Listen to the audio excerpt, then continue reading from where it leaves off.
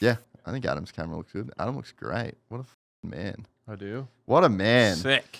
All right, Supercross Companion is back after week 1. We're here for round 2. Adam Cianciarulo. Thank you for having me. The man. Kind of a regular. I know. I love that. Me too. Hour drive. Took me an hour and a half today. I appreciate it. I'm going to invoice you for the fast track. Is that cool? It's like $9. I've got you. And the Sick. fuel or the electricity, whatever it is that you're running to get here, I got you. Bro. Electricity.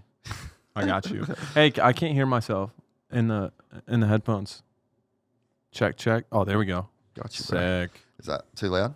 No, we're good. Which one is it? This one? Yeah, All right. one of those. Last week was a hit. Yeah. Yeah, people loved it. I felt good about it. It's always cool having MC. Oh, he's too. the coolest. Dude. He was great. Yeah. He was great. He called, we talked about it, but he called the A1 main event live with us. It was just so much fun. I think we're going to try to have him back on this week. Yeah. It's good times. Yeah. Very good times. He crushed it. So, but we're back. I think you've been doing a great job too. Raceday Live's been awesome. Dude, I don't know if people understand how much of a grind Raceday Live is. Like, bro, you started filming at 12, like so midday was when it went live, but you're doing all the pre-pro stuff. And then, dude, you call the whole thing. Yeah. From 12. I mean, there's probably a little bit of a gap, but dude, like you're Not really. on the entire day, bro. And I'm it's a big one. rooted by the time I get home and I'm just fully cruising. Yeah. I do a press conference, Yeah. get roasted for my questions and then go. Roasted? Yeah, I got roasted. I saw they this week. reposted one of your questions. Oh, did they? Yeah. I got roasted for it. Did you? I'm bringing up drama, bro. I mean, isn't that what we're here for? Yeah, but actually, in my defense, I didn't think I was bringing up drama. Like the question that I asked Jett about, like the beast mode thing, because like that did get taken out of context. Like he just said it wrong, and he was trying to say like in Phoenix, he was going, look, everyone, because people were saying like, oh, how's it feel to like pass and beat beast mode, and he was just like, yeah, that wasn't beast mode, and people wrote like that was the truth though. Yeah, it's like, just a kid. Yeah. And he just like didn't even mean to. Yeah. And I'm sure Eli didn't even take it. No, I think it did piss him off. Really? Yeah. So, well, but great. Whatever woke him up. Whatever it did something. Because wow. Yeah. That was insane. Yeah. And he got beast mode on the weekend and beast mode beat him. And I was like, is that what you expected? Like, is that the guy you were thinking that you were going to get? And how fun was that? And apparently that was a shit call. That looked like, to me, what was it, 24 laps? 25 laps? Something like that? That was 25 sprint laps. I mean, wow. Dude. Wow. It was one of the best. That was one of the best Supercross races I've ever seen. No, absolutely. I was freaking out. I mean, I was calling the race live, Dude. right? And I was like a child. I felt like a child watching this race. I was looking over at JB and I'm like smiling ear to ear. It was just so, when he passed Jett outside in the sand, like what? Dude, it was crazy. That was insane. And I haven't watched it. I haven't rewatched it. I haven't rewatched it either. So this is going to be unbelievable. This actually works perfect because my production call I did my production call for Raceday Live is today. Yeah. Production call for the main broadcast, which I'm not on the main broadcast this weekend, but I get on the You call do the anyway. calls, yeah. And so this is perfect. I get to review the footage, talk about it, take some notes, and we're there. And that's one of the things I just love about this is like you're f***ing killing it, bro. I'm stoked for you. I appreciate that. But you're, like you said, going back to it's a lot. It definitely is a lot. But I think I knew it was going to be a lot. And I'm taking it. It's great for me because I take it dead serious. Like I want to make the show the best it can be. You know, JB is doing a great job too. I mean, hosting a show, that's a whole different deal. You know, to be a host, and he has some experience, but not that much experience. He went from analyst to kind of host analyst really fast. So JB's been great. And just the whole crew, like the camaraderie with the crew, with the guys, you know, Lee, Ricky, James, Weege, everybody's been so cool. So it's just fun. Like it's fun. I like getting on these calls and seeing everybody on Friday, but it is something that, you know, it's pretty much like 6 days a week, probably. Yeah. You know, which is great because, I mean, I can only play so much golf. You know what I mean? Oh, that's awesome. Well, let's get into it. Let's do it. This week as well, we're going to be able to just show a little bit of the race so that it's easier for people to sync up. Last week, Let's go. last week we were like kind of experimenting with how that looks. But yeah, this week we're able to just show the first bit until the clock starts, and then you guys, no matter what stream you're using. First of all, before we get into it, some housekeeping as well. If you want to watch along with us, if you're in the US, go to Peacock, subscribe to Peacock. That is how you can see Raceday live. That's how you can see the broadcast. You can go back and watch all the old races, the archives. It's actually a really great service. I'm in there all the time watching old ones. Yep. It's pretty epic. So if you're in the US, go to Peacock, and if you are outside of the US, then go and watch the Supermotocross Video Pass. So that's how we're doing this. Love it. And the streams were different. I thought they'd just kind of sync up. They didn't. So yeah, this week we'll just show the start. Once the clock comes, sync it with us. I mean, you should be able to sync it with the gate drop. But I love this idea you had. When did you first do this? We've been doing this for a long time. Dude, have a look at this. I got sent these photos from a friend of mine who messaged me after, like, obviously having you and MC on. He was like, dude, you remember this? Bro, look at that. That's under my house. That's under my old apartment in the Gold Coast. Rewatching motocross way back when, bro.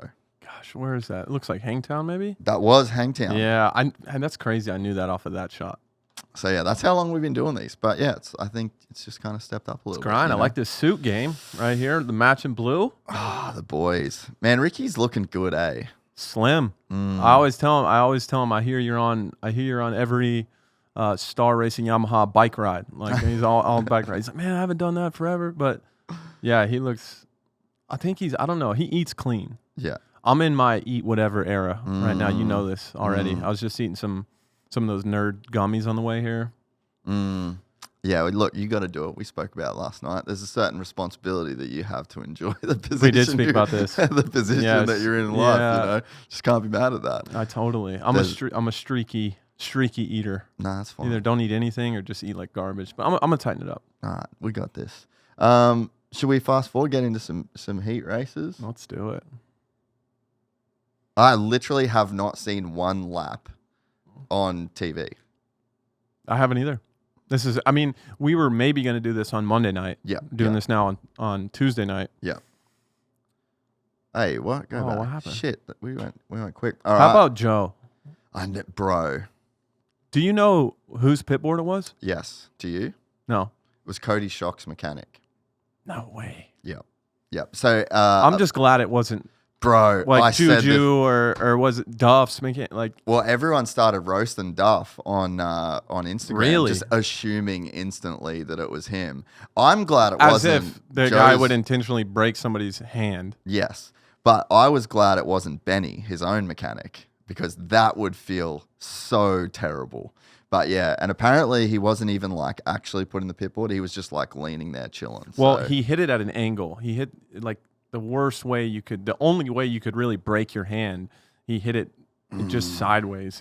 I actually went over to the Honda rig in between kind of Race Day Live and the night show. And Joe was trying on all these different size gloves, and man, it was not good. No, that's rough, dude. Nice to have 10 whoops this weekend. I know, bro. And honestly, the whoops at both rounds I've liked.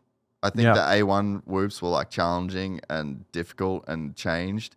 And then this week, they were awesome as well. So props to Dirtworks because I think they've made them good. Through 2 rounds, I haven't really heard the fans be like, oh man, the whoops are terrible or anything like that. So that means... Yeah, they're doing something. They're challenging enough, right? It was cool that they could jump and skim. Skimming was a little bit better. I think ideally, if there was an advantage to skimming, always just a little bit, like that's for Eli to, as Marchbanks busts out that quad there, that is a. Are you glad you didn't have to jump that? You jump it. Yeah. You jump it. No, I would jump that. Yeah. It would probably take me about 15 minutes of riding to hit that, I would say. I was thinking about that the other day. But I'll never go through a set of whoops again. Those days are done. That ship has sailed. It's so sailed. Marchbanks, man, he is a big man on that bike. He's a big man in general, eh? He is. Even when, because we were teammates my last year at 250s, and I think he's one of the last guys to go pro at 16. He raced some outdoors at 16, I believe. way. And he was already like 185 pounds. The guy wears like a size 13 boot.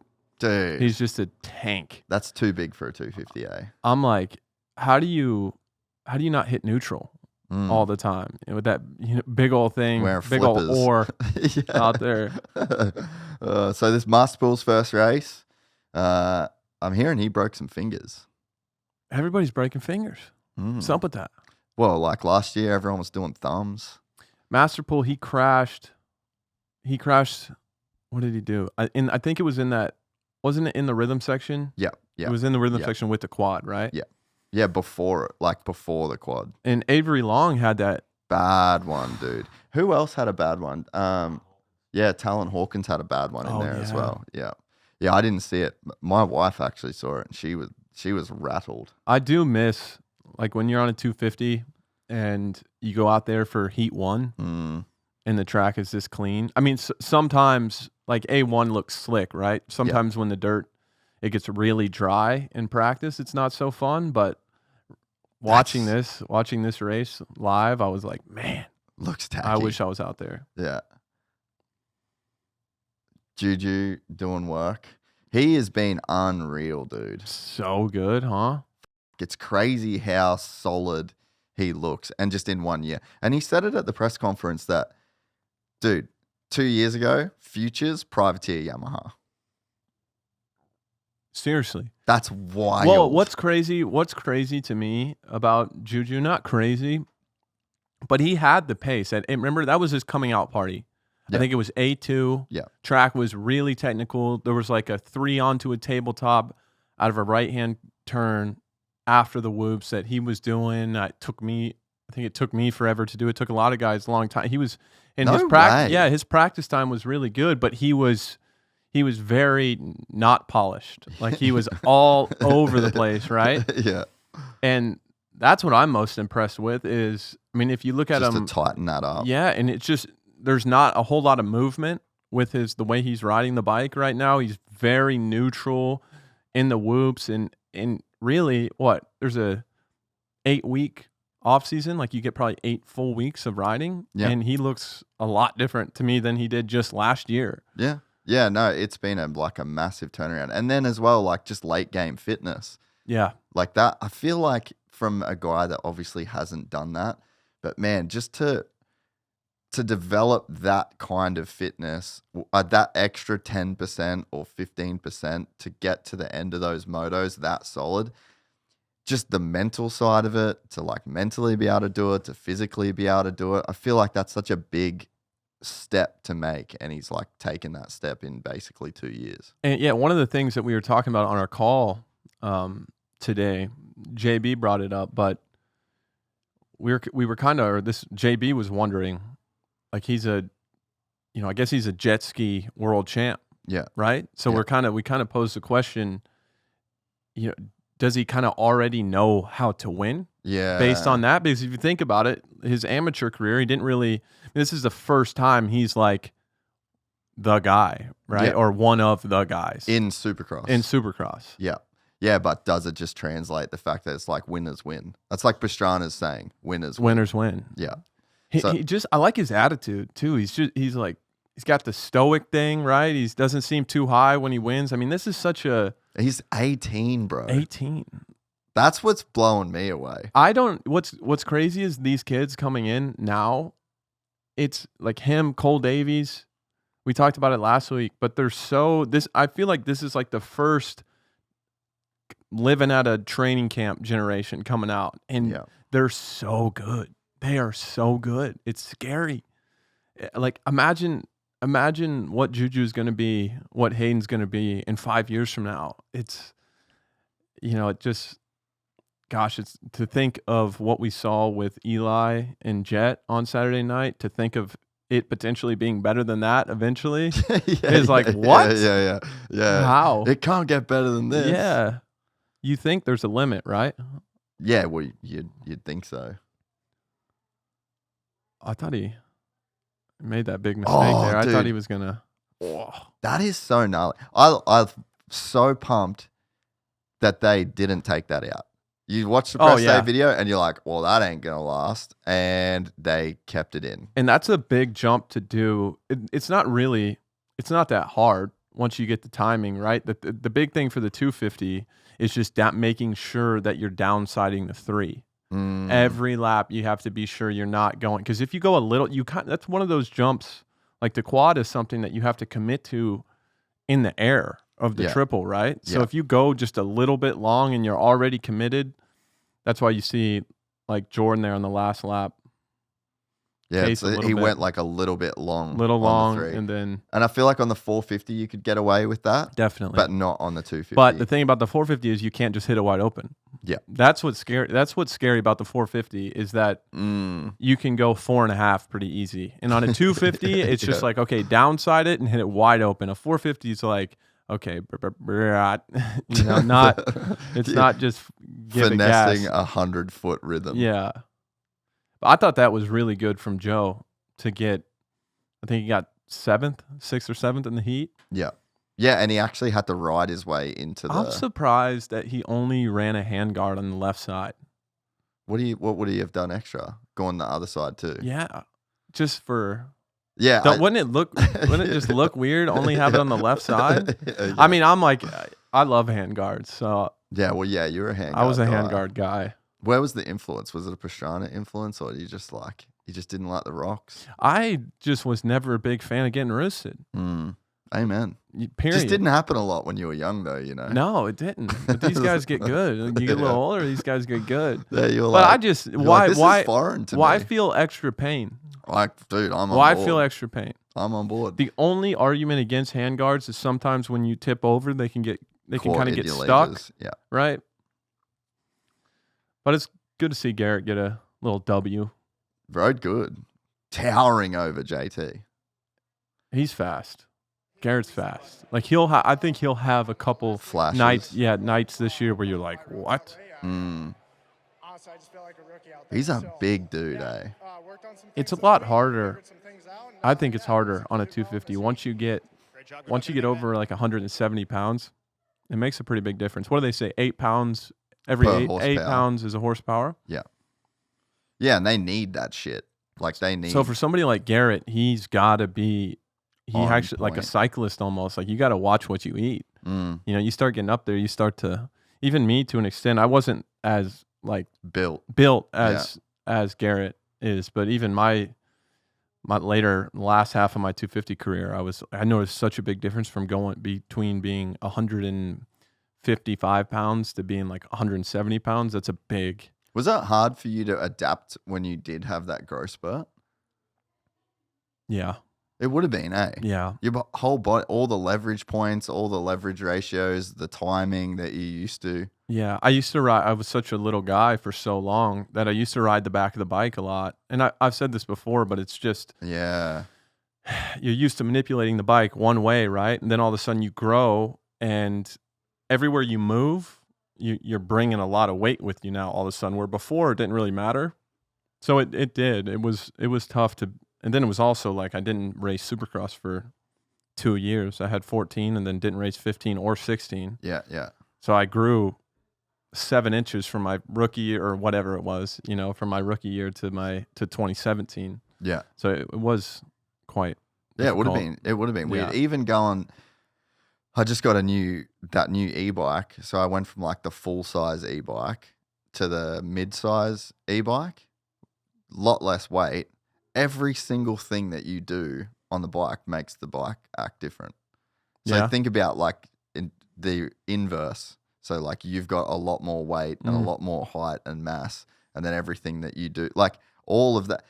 Riding a motorcycle is like you've got a center of gravity of the body and then the center of gravity of the motorcycle, and those two things need to be. Yeah. You're like chasing alignment, you know. That's a great point.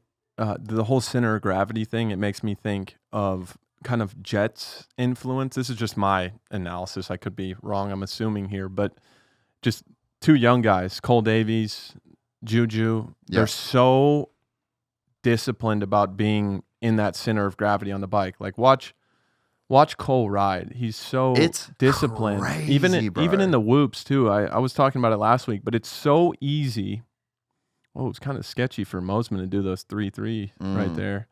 But Well- he's so disciplined about being kind of at the center of the bike in the whoops. I was sitting there. We had Chad on Raceday Live, and we were watching before we were on air. And even Chad was like, "Wow, Cole is really, really good in the whoops." Yeah. Well, I heard he's the best star guy in the whoops. Really? Better than Christian? I don't know whether they were referencing 250s or not.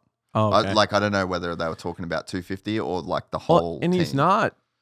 Sometimes you can get away with having some loose technique if you're a little bit bigger, and he's not a big guy. He's probably 130 pounds? Yeah, 140? Yeah. I mean, it's not. He's just not a big dude. But He looks like Hayden, just not filled out yet. yeah, Well, I think Hayden's probably a little bit taller. Maybe. you think? Maybe. Maybe. It'd be hard. Yeah, it'd be hard to. Dirt bike racers are kind of like jockeys, though, in a way, right? Yeah, dude. Every time, like I was talking about the whole BT thing. See, just right there. I don't mean to cut you off, but he skipped a whoop. Watch him go back one more time so we can get rid of the scrolling bar. Watch, he skips a whoop with his front wheel, and watch how he corrects it right here. You see that? Yeah. That just gets normally straight back to the that center. takes time. Like that took me years to really figure that out. Right, the fact that he already has the feel. Like those are the things that impress me the most. To have that much feel, and that's kind of like a high level. When there's things people either get it or they don't, and it's hard to explain. Yeah, that's what. When I watch him do that, that's what I think. That okay, this guy just gets it. For whatever reason, he just feels it. That does make a lot of sense. Well, every time I would talk to Townley, that kid was at his house on a Supercross track, just grinding, being coached. How long ago was this? Fuck, bro, years, man. Really? Like years. 5 years ago. Like I would call, and especially when I was in Oz and we're on the same time zone, like I'd be talking to BT once a week. Yeah. Never was he not working with him. So like the foundation, me and Griff were talking about this the other day, like it's crazy because you're like, whoa, look at him in his first pro race. But if you rewind the clock and you know what he was doing, and it was just foundation, like everything correct with a world-class coach, then it's like, you don't need all this shit. You don't need the facilities. You don't need all of this. Like he had a Supercross track at his coach's house, and he was in New Zealand, and he was grinding on the right things at the right time, and look what it produced. Yes. With a lot of talent, obviously. And I think there's something to being in New Zealand too, and kind of being away from the crowd. Yeah. If he was in Southern California, or say he was in Tallahassee a few years ago, it's really hard to go out there and do motos with your teammates or these other guys that are, kind of your peers, and go out there and focus on technique. Like that's the trap a lot of the young guys fall into now, is they go to a training facility and they're doing 20s with a guy they've been watching on TV their whole life, and they're just stoked and going as fast as they can, right? But you're seeing, like with Juju, Cole, Hayden, you're seeing kind of a renaissance of technique now, where for a while we lost it. For a while it was all about speed. And now the emphasis is back on technique, and this is the result of that. No, that's actually such a good way to say it. And I noticed the first time I went to Loretta's a couple years ago, I just watched all those kids on the first lap of practice, full send. Oh, yeah. And I'm like... Oh, that would have been me. Yeah, it's like, what are you doing? I know. Like, run a line in. The track looked like a bomb had gone off. Yeah. From the third lap of practice. And like, you go to Parlor, you see the same... It's just like, boys, chill. That's what I was going to say. Anytime I'm out at a public track, they go out there right away, and it's almost like, I think to an extent, you almost have to be confident in yourself too, especially when you're around other people, to be like, okay, I might not need to be the win best today. guy. I might not be the fastest guy today. But if you have that inner belief in yourself, that's not going to bother you, right? Yeah. There was times where that didn't bother me, but there was times where I was a little unsure of myself where it made me want to be the best guy every single day so I could prove it to myself over and over and over again. But the times where I was most confident, that was the least worried about it I was. Other stuff, yeah. Well, like even Marv, when he did the podcast, he was like, dude, I'd beat Dunge every single day in practice. Yeah. Never beat him I was for a there championship. for some of that. You know, and it's like Dunge was obviously able to just focus on himself.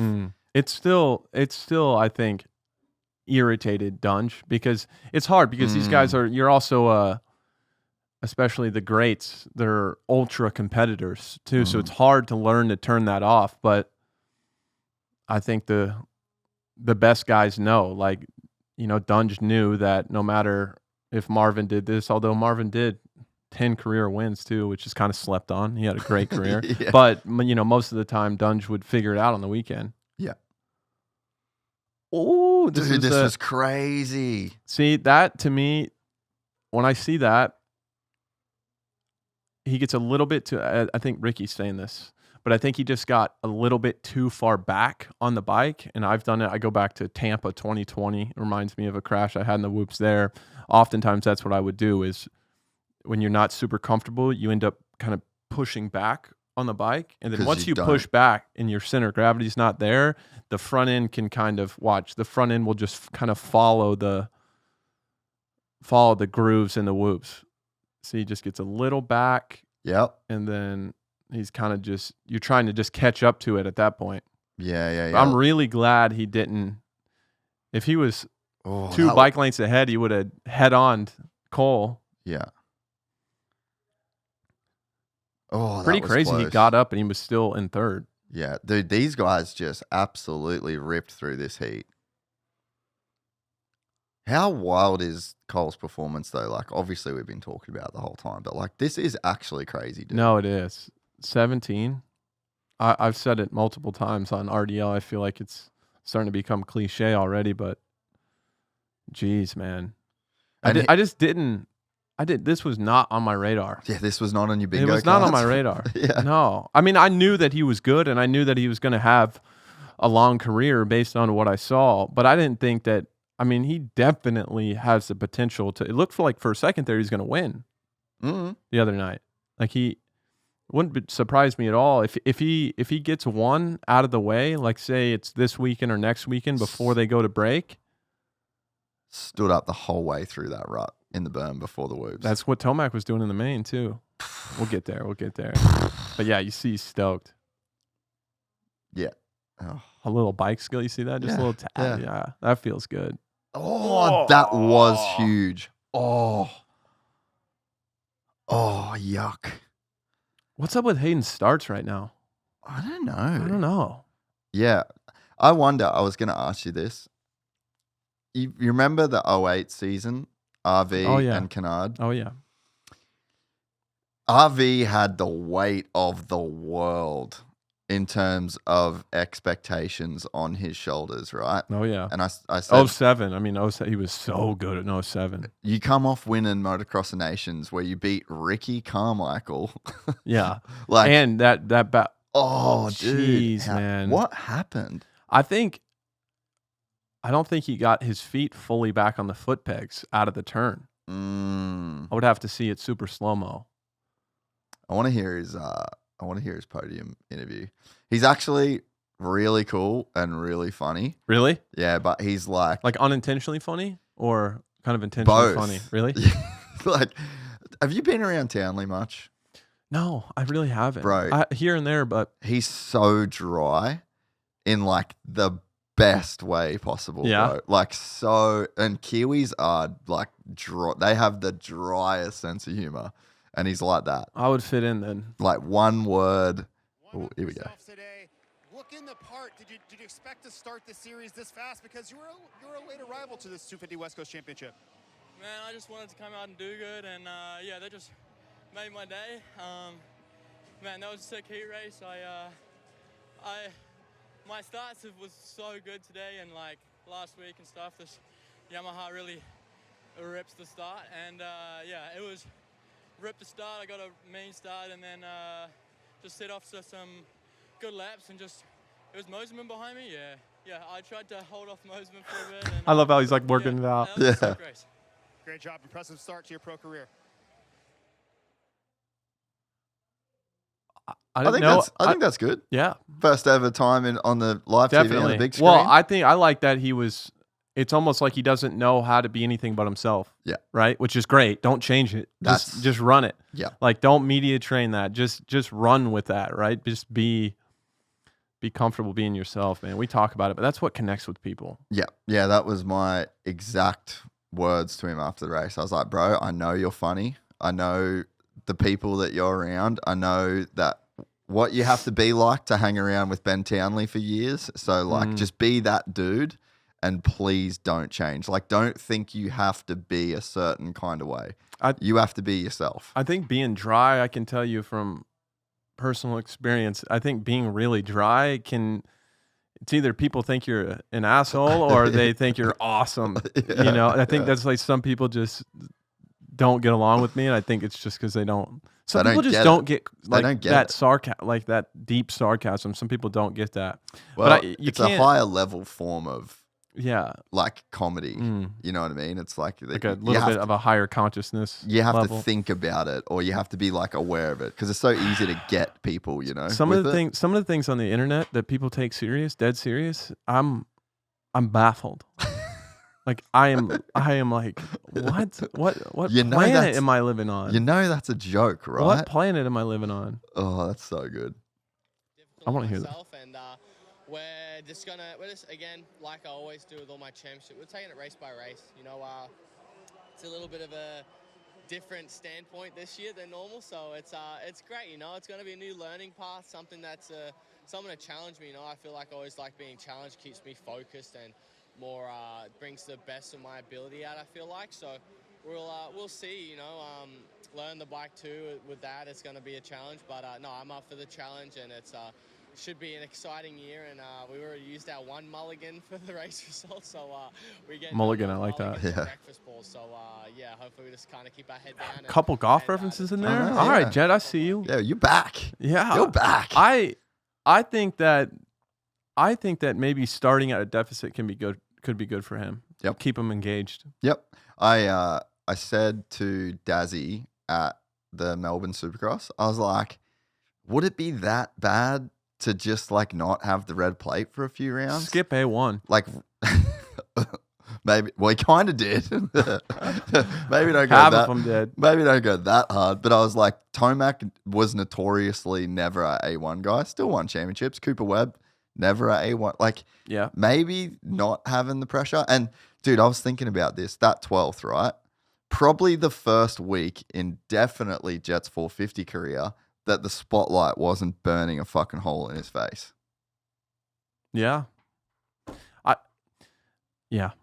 Not bad. I got nothing else to say. Yeah, you're right. You know, like that was probably the first time in his career where people just didn't think that he was going to be like the golden boy of all time. Even no matter how good you are, you can't just be amazing every single time. Yeah. It would be boring. Yeah. And he would be retired at 24. Yeah. You know, he's like people are going to get faster. People are going to challenge him. He's going to have off weeks and maybe an off year or an off 6 months or whatever, but that's just part of it, man. Yeah. No, dude, 100%. He ripped that start. He did. He hurt us last week. Yeah. Yeah, I like those whoops. Same, man. I wonder if we're going to get, because there was 10. I wonder if that's. Thank God they listened, dude. I know. Like, thank you. I did not expect it. I expected to go another year being a whiny, complaining little bitch. I wouldn't be mad seeing every once in a while. I mean, now that I'm in the stands, I wouldn't mind seeing like 12 or 13 whoops here and there. I just think a lot of the risk can be mitigated with just building them in a correct way. Yeah. Right. Just have Chad Reed stand next to the whoops while you build them, and he'll tell you exactly how to make them hard to where the best guys can separate themselves, and also So the 20th place guy is not thinking his life is going to end every time he goes through them. Yeah. And the thing that I have been harping on is like everyone acknowledges that skimming whoops is the harder technique. So like sport is about rewarding a player for doing the harder thing. Yeah. That's it. Yep. First principles, that's what sport is. Let's stick to sport. Agreed. Good to see Francis up there. Yeah, he is. I thought he was going around. Hey, man, Jason is so hard to pass. Really? Even if you're second or two faster than him, which, definitely not lately. That was none of my, I hadn't been that lately, but he's just, he's one of those guys that's got eyes in the back of his head. Too. Yeah, so he can just He move. just knows the angles, and he's just a smart guy, mindful. His rear end to me, like he's not getting a lot of, you saw on the lap before on this on off, maybe we'll see it this time, but he's not getting much pop. Like it's not. Yeah, you see that? Yeah, you see how his back's hanging down like that? Dude. It's like he just made it. He just made a wrong move in the heat. Suspension wise, in between. To the chat, like that's good chat. Yeah, real good you chat. Think? Because I can see it as soon as you say it, but like I ain't picking that up on myself. The rear looks a little dead. Yep. No, I can see that. Yeah, and he's having to give so much English to get off those on-offs. I'm interested to see how he gets over this 3. Griff got a clip of Tomac in practice. He went scrub on manual.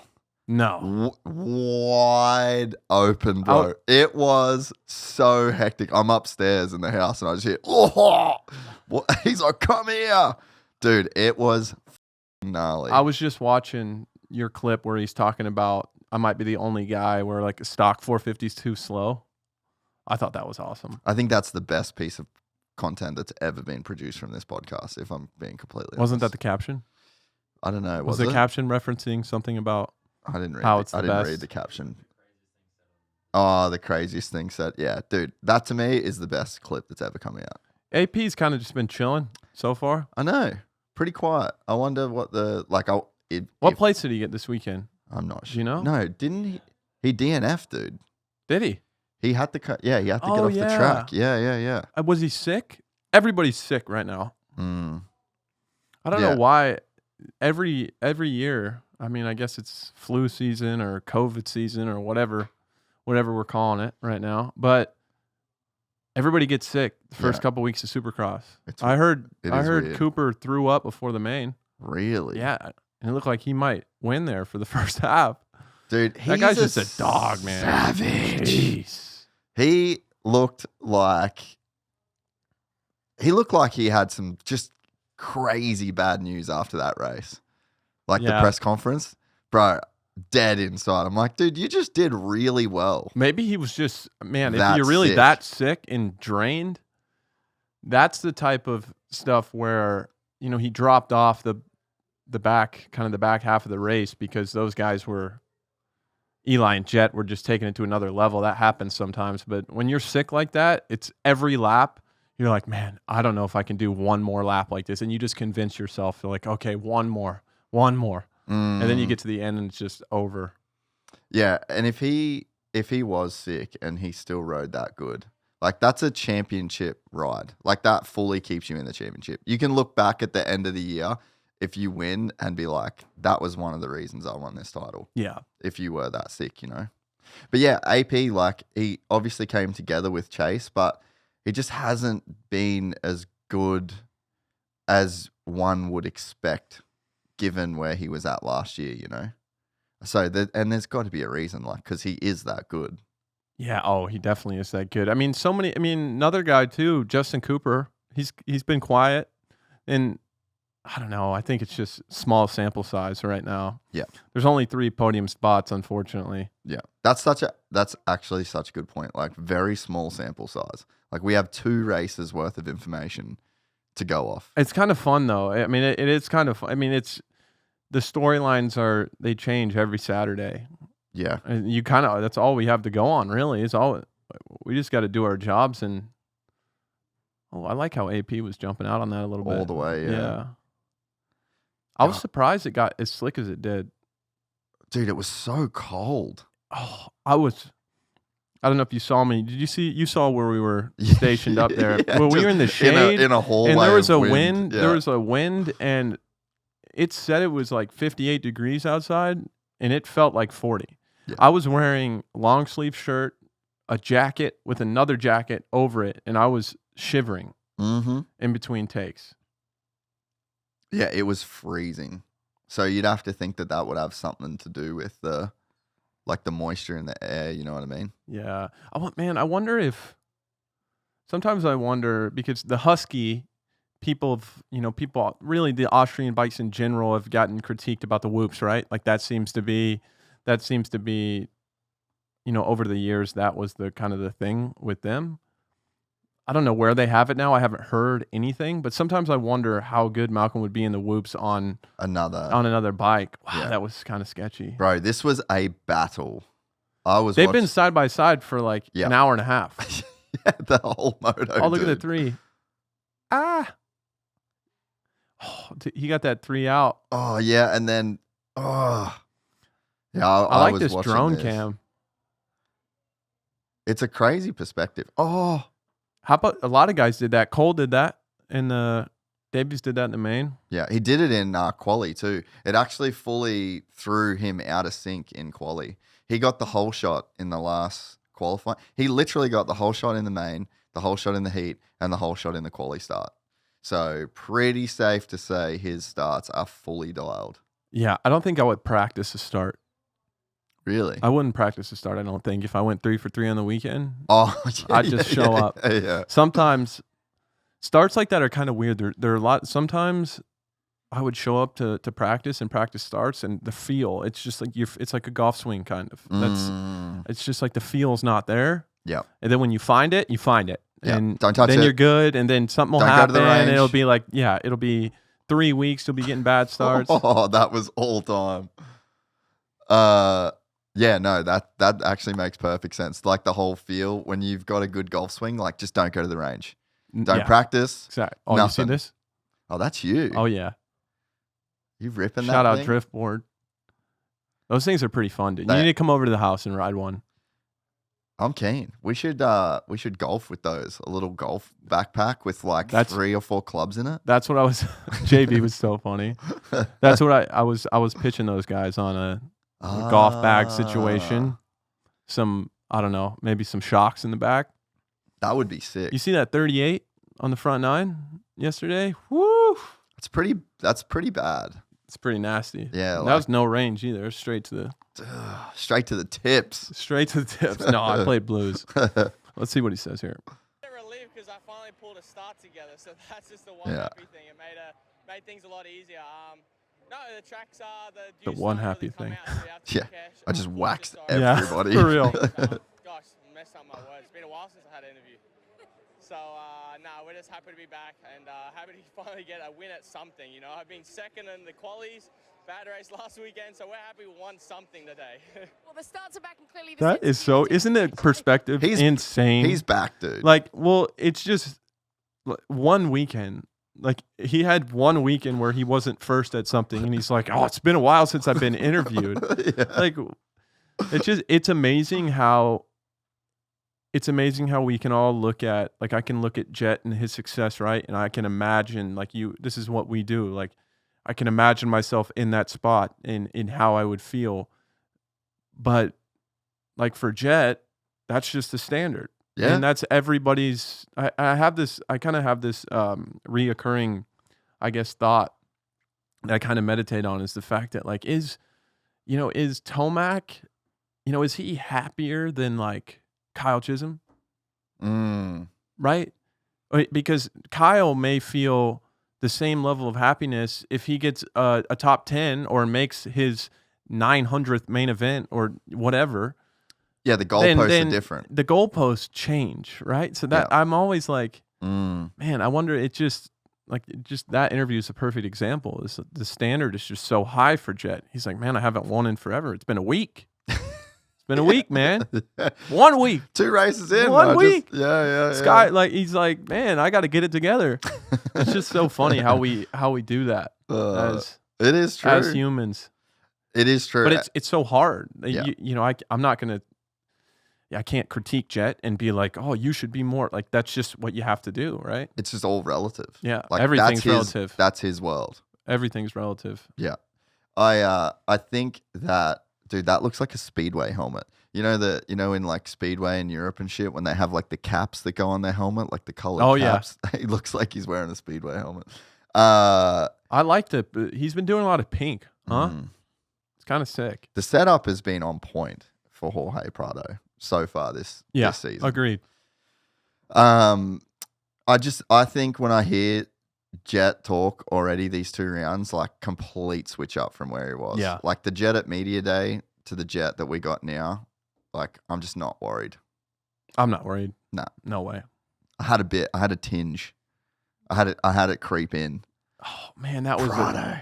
Do you see halfway? Can you rewind that? So Hunter double clutched it. I don't know why I was watching Hunter. Maybe it's because he was the one outside of the box or something. But Hunter double clutched, and then as he was going down the start straight, he's trying to get his whole shot device out. Dude, we missed it in. Was it in the main or the first heat? I texted you guys and said that I think Joe's whole shot device didn't come out until like I think maybe it's the main, dude. We'll have to watch for it. We probably shouldn't rewind, huh? Because people are synced up. That's all right. We'll keep this bit on the screen. It's all good. Okay. All good. We'll just put if we rewind something, we'll just put it on the screen. Got it. Rewind. Got it. But yeah, so we're watching Hunter here. Yeah, just that double clutch. It's really is so difficult because you're going from a grate that has unlimited traction to over the plastic, and then you spin, and then this dirt is really tacky. So you go from the back wheel spinning to it hooking up, and watch the front wheel comes up, double clutch, and then now he's like, okay, let's get this whole shot device out. No you see that? way, dude. He broke and then gave it more gas, and he's almost last. Yeah, that's not. That good. is, bro. Tomac has. Oh, yeah, I remember this. 2 seconds already? Whoa! Yes, dude. This was sketchy. I'm really glad everybody rolled that. Mm-hmm. Best case scenario for the 3. Yeah, he's out of there, bro. See, you see how he came out of the turn and he didn't have a lot of speed because he was really low on that berm, but he picked up how he picked up the front wheel really tall to set it on the 3rd one? I used to do that, but kind of to my detriment. Because if you pick up the wheel too high, you're almost wheel tapping in and you're slapping the front. You're kind of slapping the front down, and then But just the feel of like somebody that is at that level to be able to those are the little things that I notice. Yeah, man. We'll obviously see it in the main, but dude, he had some lines on the racetrack. Oh, that outside before the whoops. Justin and I called that. I really like when they have a 180-degree turn before and after the whoops. Yep. I mean, because that is a passing spot. Dude, look at the lead. I know. I mean, part of it was rolling the triple, but still. He's been so good. I mean, remember 5 years ago, Eli wasn't that good in the beginning of the races. No. And that's just another thing to me that's interesting. As Lee says, 4.5 seconds already. Seconds. Just interesting to see somebody, a great of our sport, getting better, noticeably, visibly, even to the casual fan. I would think. I left this race thinking that that's the best Eli Tomac I've ever seen. And did talk about the bingo card thing? Did we really think we were going to see that, dude? I don't know. I think after last year, a lot of people maybe wrote him off. They're like, he's just, we're good to have him on the podium. Maybe a win every once in a while. That's great. And I'm just surprised. Well, I'm surprised because one of the things with Eli, because we've all talked about, what are Eli's like weirdo rides, right? Like when he gets to 7th or an 8th, and it's kind of out of nowhere. And everybody's like, to me, and this is just my analysis, and it's an assumption to a degree. I'm not Eli, but to me, it's limiting the risk. To me, he's not comfortable, whether it's the track or the bike or whatever. And he's been very durable throughout his career. He's had his little things, but he's been out there so often. And I think it's because, I think those weirdo rides are him just not being comfortable and him backing it down. So the point I'm getting at is I am surprised that he's this motivated to go this fast because That's a lot of risk. It's a lot of risk to be on that edge. And he looks comfortable there and it doesn't look out of control or anything, but I mean, you got to have the fire. You got to have the fire to make that much of an improvement. Yeah. And to be that quick. And you've got to be in a good place to want to be, like, to be accepting of going that fast. Yes. Because that's what it takes now. I mean, that's what it takes. You used to be able to, shout out Joey, by the way. This has been a great heat race for him. Bro, see how Ken moved the bike then to get to that inside? I actually didn't see it. Go back. Sorry to the YouTube viewers. Watch Kenny just pick this thing up, lift it over, and stay on the inside of Joey. Yeah, this will do. That'll do. Yeah. Bang. Watch this. Oh, man. Bro. And just to get on the inside. What's wild is how much of this stuff is subconscious. Oh, yeah. You're not really even making these decisions. You are, but you're not. Yeah. No, dude, totally. Oh, here we go. Oh, boy. We're gonna get to Vince. Oh, no. I like Benny, too. He's actually been riding pretty dude. good, man. Really good. I mean, into last year, he had some top fives in practice. Yeah, practice times. He's got some pace. Prado got impatient there. I remember seeing that live, and he was just pretty pissed at going slow. I thought he did a good job. Man, that was a good run from Ken right there.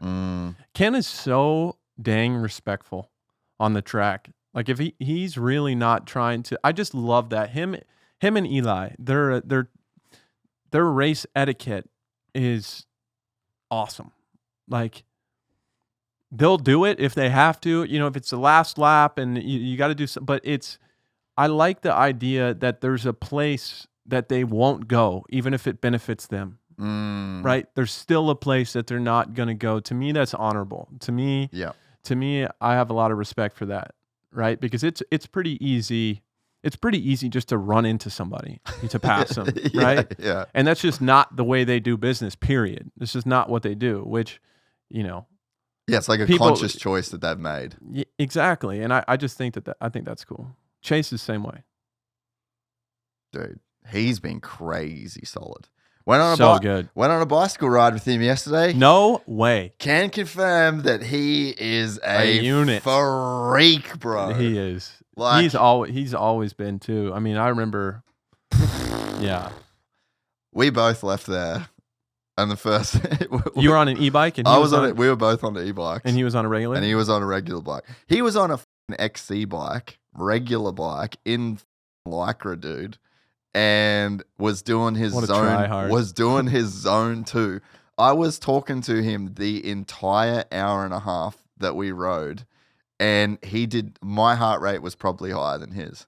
And then he wouldn't stop when we got to the top of the trail to wait for other people. He rode back down the hill to ride back up the hill with the last person on the ride. Really? Beast, bro. Yeah, he doesn't cut corners, this guy. Mate, you ride with the guy, do one ride, and you're like, oh, okay, that's why. Yeah, That's it. No, he really has never... I've never seen him cut a corner in my life. I don't even know if he knows what that is. Like how you don't know what you don't know? It's like it just isn't in his brain. There's no other option? No, it's just not even a thought. Maybe it is. Maybe I'm not giving him enough credit. I just think that there's hard work. There's hard work, and then there's all in. And all in, a lot of guys... 90% of the guys out here, 90% of the guys out here aren't that all in my opinion. Like, all in is to an extreme. It's you're obsessed. And some guys can do it for a year or 2 years. But the guys that are consistently having consistent, prolonged success are all in. Like, this is what they do. This is what they do, period. And that is like a level of determination that I think the general public is, just society in general. It's alien to most. I completely agree. But it's what it takes. Period. Yeah. It's what it takes. You could go out there and you can win a race or win some races or whatever on talent and hard work. Not saying all these guys out here, especially everybody in like the top, 10, 15, they are, all the guys that aren't having to, do their own program and worry about driving like everybody works really hard. But the difference between working hard and all in is like 2%, but it's everything. To put that in context, right? So like Chase on that bike ride yesterday, the difference between hard work and all in is resting for the 40 or 50 seconds that it took for the slowest dude to get to the top of the hill. That's it. That's the difference. But then what he did is he rode back down the hill and was the last person there every time. It's like the tiniest thing, but you think about the compounding effect of that 50 seconds over a lifetime. It's consistency, man. It even comes down to like what time you're going to bed. Just every tiny little thing like that. There was times when I was young where I didn't think that stuff, like there's times you don't think it mattered, right? But it does. Like all those little, every once in a while you can give, it's not like Chase in the off season. He gives himself some time, right? But it has to become who you are. Yep. Your default setting. It has to be your default setting. It has to be your lifestyle. And you can be really good, make a lot of money, be one of the guys just working really hard. And I don't mean to talk down to that at all. And that's fine. And that's fine. Yeah. And most people, to a degree, you have to sacrifice a lot of your humanity to get there. And some people are willing to do it and some people aren't. Yep. It takes a special type of person. Yeah. Here's one of them. Oh, dude. Level like coming into this weekend. He beat Chase straight up there. I'm just I'm happy with my speed, happy where I'm getting myself into in qualifying, and he's like smiling. Was able to put together starting that heat race very well. It's a good track. He's got like a light in his eyes. Yeah, look at those baby blues. Do what we can. We'll see you out there. Thank you, Eli. So yeah, Tomac, Sexton, Roxon, Barsha, that was a great ride. Savachi, that was a great ride. Yeah, great ride from Joey. No, it's so true. But yeah, dude, seeing that was full on yesterday. And it was just one little recovery ride, Yeah. God. No, I mean he's been that way since he impressive, was 15, 16. He's been, of course he's way stronger now. But in terms of just how competitive and all in he is, man, this sucks. You see how it's sideways like that? If it was flat, it'd be no big deal. Yeah. That hurts. That's a very unfortunate situation, and that probably shouldn't happen. Obviously, it's not on purpose, and there's no malicious intent there, but brother, if you're in that mechanics area, you have a responsibility to not do that. Shouldn't happen, yeah. Agreed. I saw a comment. Yeah, go ahead. I just saw a comment. Someone was like, well, he obviously was riding real close to the tough blocks. Hey, shut the f*** up. That ain't it, bro. It sucks. That ain't it. It sucks that it shouldn't be something as a rider you have to worry about. Yeah. And it sucks to see all that hard work, potentially. Oh, dude, could cost him $1 million. Could cost him a lot more than that, honestly, because think about it. Think about it. We were talking on Raceday Live of what a big moment it is for Joe in his career. Contract year. Like contract year, kind of starting, starting strong. Can he be the guy in his mind? Can he, we talk about with Joe finding the dog, but can he lock in and do that all in thing where he's just sees himself as the guy? So, it could be, you ever seen the movie Sliding Doors? I have years ago. You should watch it again. But anyways, it could be one of those moments, right? Where he gets on a roll, wins two, and then next thing you know, he thinks of himself as a guy, goes on a dominant streak, wins a championship, gets a 450 ride, bunch of money, right? Or it could go, his fingers are broken. Now he's the fifth place guy. It doesn't get a ride. All this, yeah, exactly. All this stuff. Yeah. Yeah, no, it's so true. And yeah, we hope it. I think it'll work out for Joe. I think he's definitely good enough to make a living here for a long time. But just in general, all those little moments like that, it matters. Yeah. Yeah. Man, that was a crazy ride. Heat race, main, just bro. What do we think of the green light? I'm for it. on the bike. Yeah, I like it I'm too. for it. I had some friends that had never been to a race come to Anaheim, and they were all like, "Wow, that green light, that helped me so much. I didn't know what was going on." Yeah. Oh, bro, even as a person that's in, there'll be times where before that, it'd just take me a minute to just like, you look away, you grab a beer and you look down and then you look up and you're going, fucking weird. Yeah. Like, where are they? Totally. You know? So it's great. The easier that you can make it for new fans, and our sport isn't complicated, but the first year that Anna was going to all the races, every weekend, I had to re-explain. And it's like, that's just, make it easy. Make it so digestible that it doesn't have to be re-explained to someone that's completely new to it. Yeah. I like to quote, if you can't explain it to a 5-year-old, you don't understand it yourself. Yeah. Let's do that. Yeah, no, I completely agree. In 2022, Eli Tomac made the switch to Yamaha and found instant success on their class-leading YZ450F. Eli Tomac had 3 reasons for making the switch. He wanted power, and the Yamaha has the strongest and most tunable motor in the class. He wanted KYB suspension, and the YZ450F comes stock with his preferred KYB system. And finally, he wanted a cable clutch. Yamaha took the championship-winning YZ450F and made it even better. More powerful, lighter, slimmer, with enhanced overall stability and more agility than ever before. The 2025 YZ450F is available now in both Yamaha Blue, or to really look like Eli Tomac, it's also available in the Monster Energy Edition. The pinnacle of off-road 4-stroke performance wrapped in iconic Yamaha racing livery. Head to YamahaMotorsports.com or into your local dealer now. Dude, One Industries kit looks good. That kit looks good. Really, all the gear's coming around. There's not that many kits I see that I'm like, that's terrible. Nah, Thor still. You can't say it, but I can say Thor. I'm just so disappointed. I'm not mad, I'm disappointed. That was my childhood, bro. I wasn't super stoked on Jay Hill's Liat the cheetah print stuff. Yeah. Just not a cheetah print guy. Yeah, though. not a cheetah print guy. Like, look, that's a blue jersey with a yellow stripe. I don't know. I think it's kind of clean. I need more. All right. From Thor. Yeah. From Thor. Thor is iconic. Think about that era of Reed, Pastrana, 04. I always think Tortelli. of Reed 04. Ugh. Just even make some of the old shit. Man, remember when the tracks were so blue groove, like A1? I'm thinking A1 04, Oh, Chad into the main event. Yeah. Something was wrong with this pipe. This bike was smoking.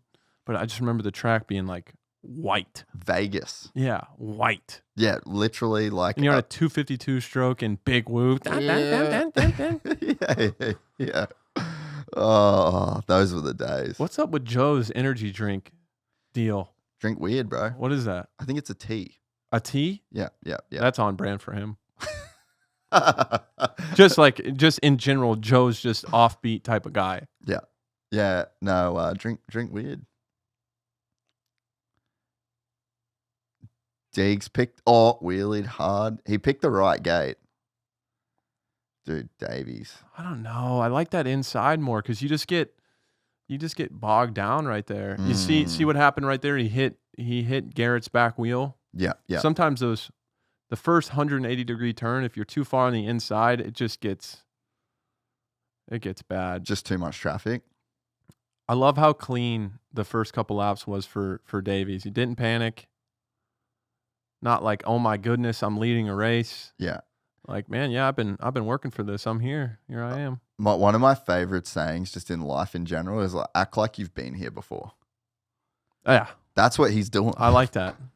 Just act like you've been here why before, not bro. me is his mindset. That's what I see in his body English. Like, why wouldn't it be me? Yeah. Think about the combined age of these two dudes. Is like younger than me. What's interesting, and I started making this point earlier, but I look at these two guys, I watch them ride, I hear them talk, and I don't see them as being 10 years younger than me. They are literally 10 years younger than me, dude. Yeah. I mean, I was damn near a professional when these guys were born. You know, Yeah. not really. But You were getting paid to I was ride a getting dirt paid bike to when ride a they were dirt bike. born. Yeah. I think one of the things you see that, Yeah, like it fully hits Garrett there. yeah, foot down. Surprised he didn't stall it. There is nothing worse in the sport than getting a bad place, getting a 10th place start in Supercross racing. And you're making all these micro decisions on the first lap of like, am I doing this triple? Like, I'm not sure. I'm not 100% sure if the guy in front of me is going to do it. Yeah, And I'm not sure maybe the guy behind me is going to do it.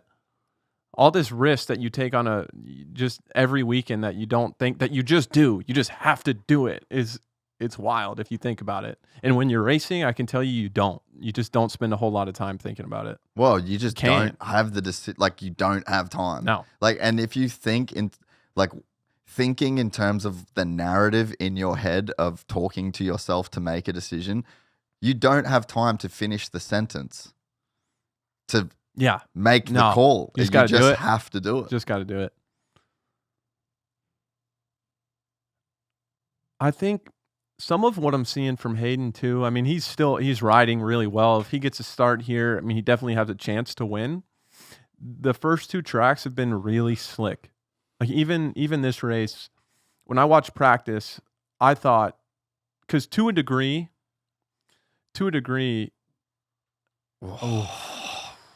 savage. Regardless, yeah, I mean, I mincing up my words here, but the track was ruddy in practice. Yeah. And once they fix it, it's never going to be as ruddy as it was before because the ground gets harder, right? That across the board, that's what happens, unless we're at Indy or something. But it never really rutted up like again at all. It's very, very slick. You see all those shiny spots? Yeah. And I think that when just makes Deegan's it from that harder to behind, when push. you're coming from behind and you're trying to make up time, especially these guys are pretty close in speed so far. Yeah. And you're trying to make up time on a track that's really slick. It's so easy to override the track. It is so easy. It's a lot easier to not override the track when there's a lot of traction, in my opinion. Yeah. And you're having to do things like right now, Hayden's having to go places and do things on the track that aren't the fastest way to do it. He's got slower riders in front of him, and to get around those people, he's going to have to make a thing happen. Yep. That's not ideal. These dudes are running perfect laps. They're being respectful. They're not hitting each other. They're not slowing each other down. And they are streaking away, 3 seconds away from Smith. See, I think Juju had a little bit more pace from the get, but I love that he's not rushing the pass. I mean, I put myself in his shoes at 18 years old, and I could definitely see myself like trying to rush a move because you just want to get to the lead. You don't know who's coming up behind you, whatever. But he's just kind of feeling it out. And I think he knows that their pace is pretty high, so I don't think he's super worried about somebody coming up, but just very mindful. Well, and also committed really early in the main event to going 2-3-2 through that rhythm section as well. And even though Cole was in front of him hitting the quad towards the end of the section. So again, mindful to be okay to give up a tenth, 2/10? Let's call it 2/10, but here's the thing. You mess that up one time and you're losing a second. Yeah. Right? So you got to you're kind of playing a statistical game there. Yeah. And that's unconscious. That's almost like an unteachable thing, Yeah, I think he probably made that decision before he went out for the race. Yeah, fair. But I hear you. I mean, I could definitely see him sometimes you do have to make those calls on the fly, and you could be right, but I think if I just put myself in those shoes, I would try to have as many decisions like that as possible made beforehand. That makes more sense. When you do a sight lap, you want to know exactly where you're going and what you're doing. You don't want to have any questions in your head, so you can attack doing what you're doing.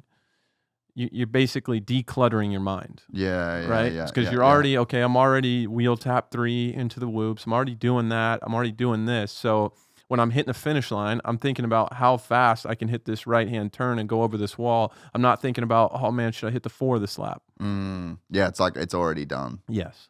Yeah, that actually makes more sense. Oh, here it goes. Bang. So what was that? How many minutes in was that? Pretty much halfway. Yeah. That's wild to me. First top 5. Juju. Yeah, last weekend. Bro. Oh, How the technical. wheel tap yeah, 4 into the whoops. Say so what? technical, dude. Okay. He was doing that exact same thing at A2 last year. That's what won him that race. Wheel tap 4 and in. Everyone else was having trouble in that section.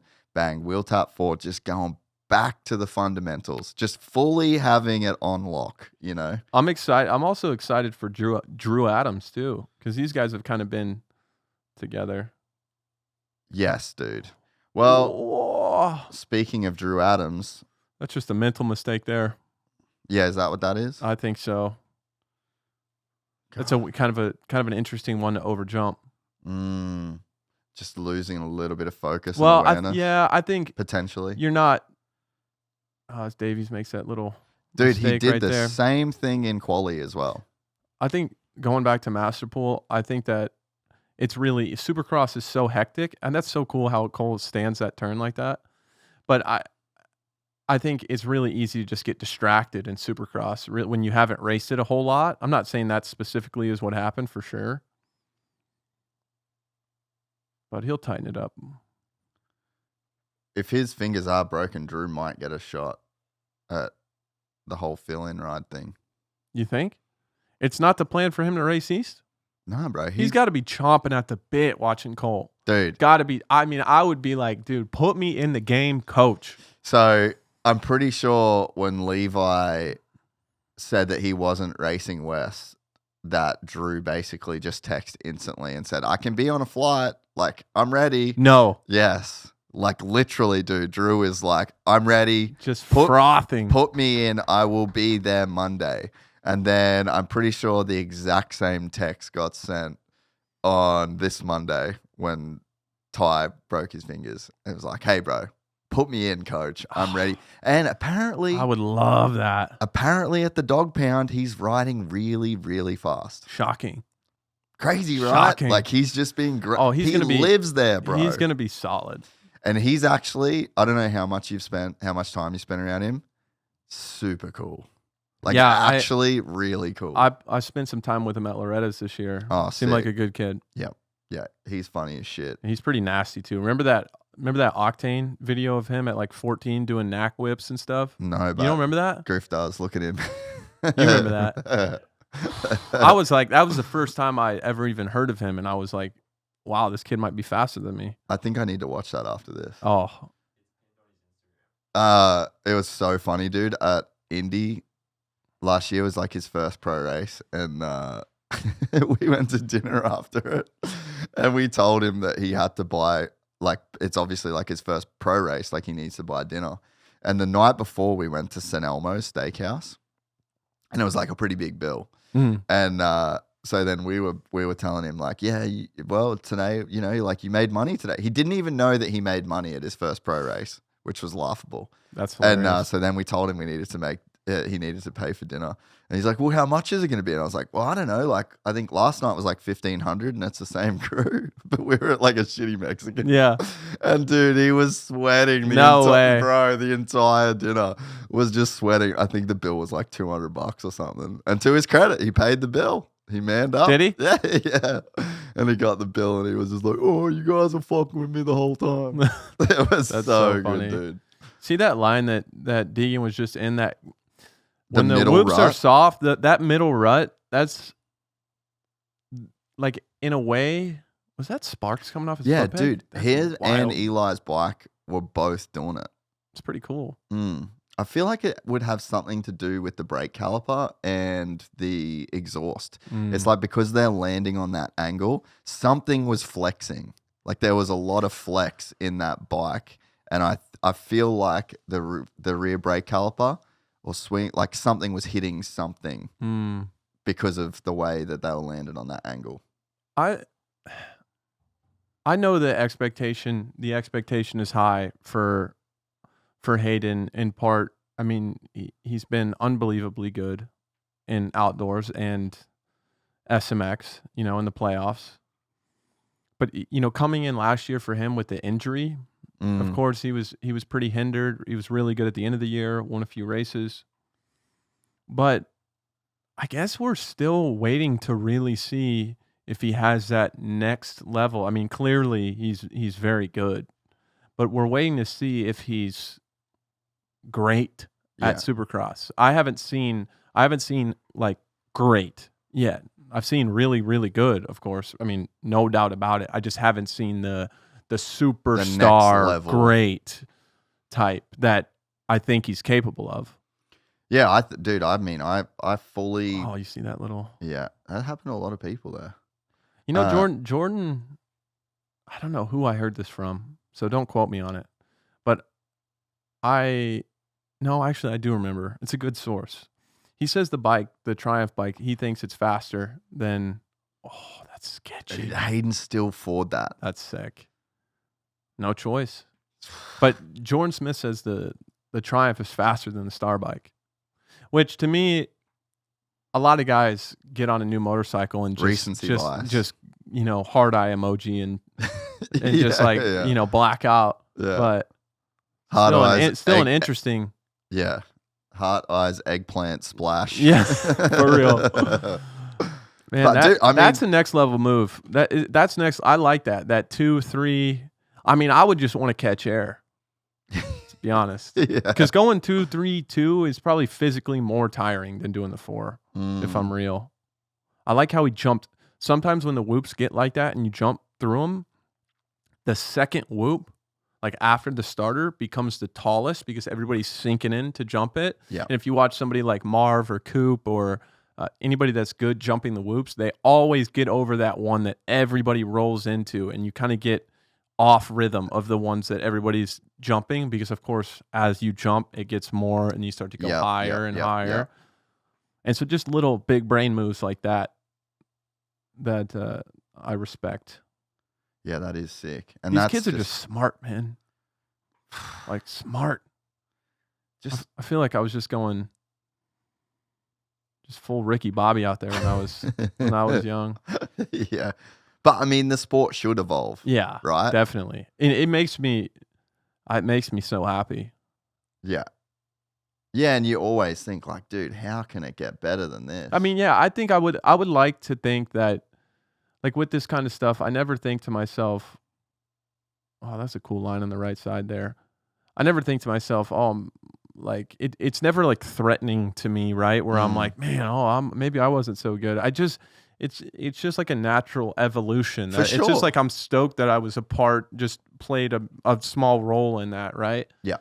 But it just will always get better, everything. I mean, the 100-yard dash, somebody will beat Usain Bolt eventually. Yeah. Right? Like everything evolves. Yeah, and it's just information. They all just have so much information. And you got to think to a degree, right? We're just getting, there's just like higher levels of consciousness as a society, right? Like that's got to play some type of role. For sure. I would think. Yeah. Just expanding consciousness. Yeah. Yeah, well. It's a very ayahuasca thing of me to say. No, but it's just like, all right, I'll get fucking weird on you. It's epistemology. It's just like learning more, like learning how to learn and knowing what you know. Ooh. Speaking of learning, Cole just sunk into one of those last whoops. Did a little endo. Ryder D. We haven't talked about Ryder D much, and we haven't talked about Jordan Smith much, but they've both been great. Yeah. So far, Ryder has been really, really solid. Yeah, I'm stoked for him because it's been a bit of a rough ride. He was like a really good amateur, right? Like he was like one of the coming up with Mitch, and then that didn't really work out. Yeah. So it's cool to see him like really lock in and make a.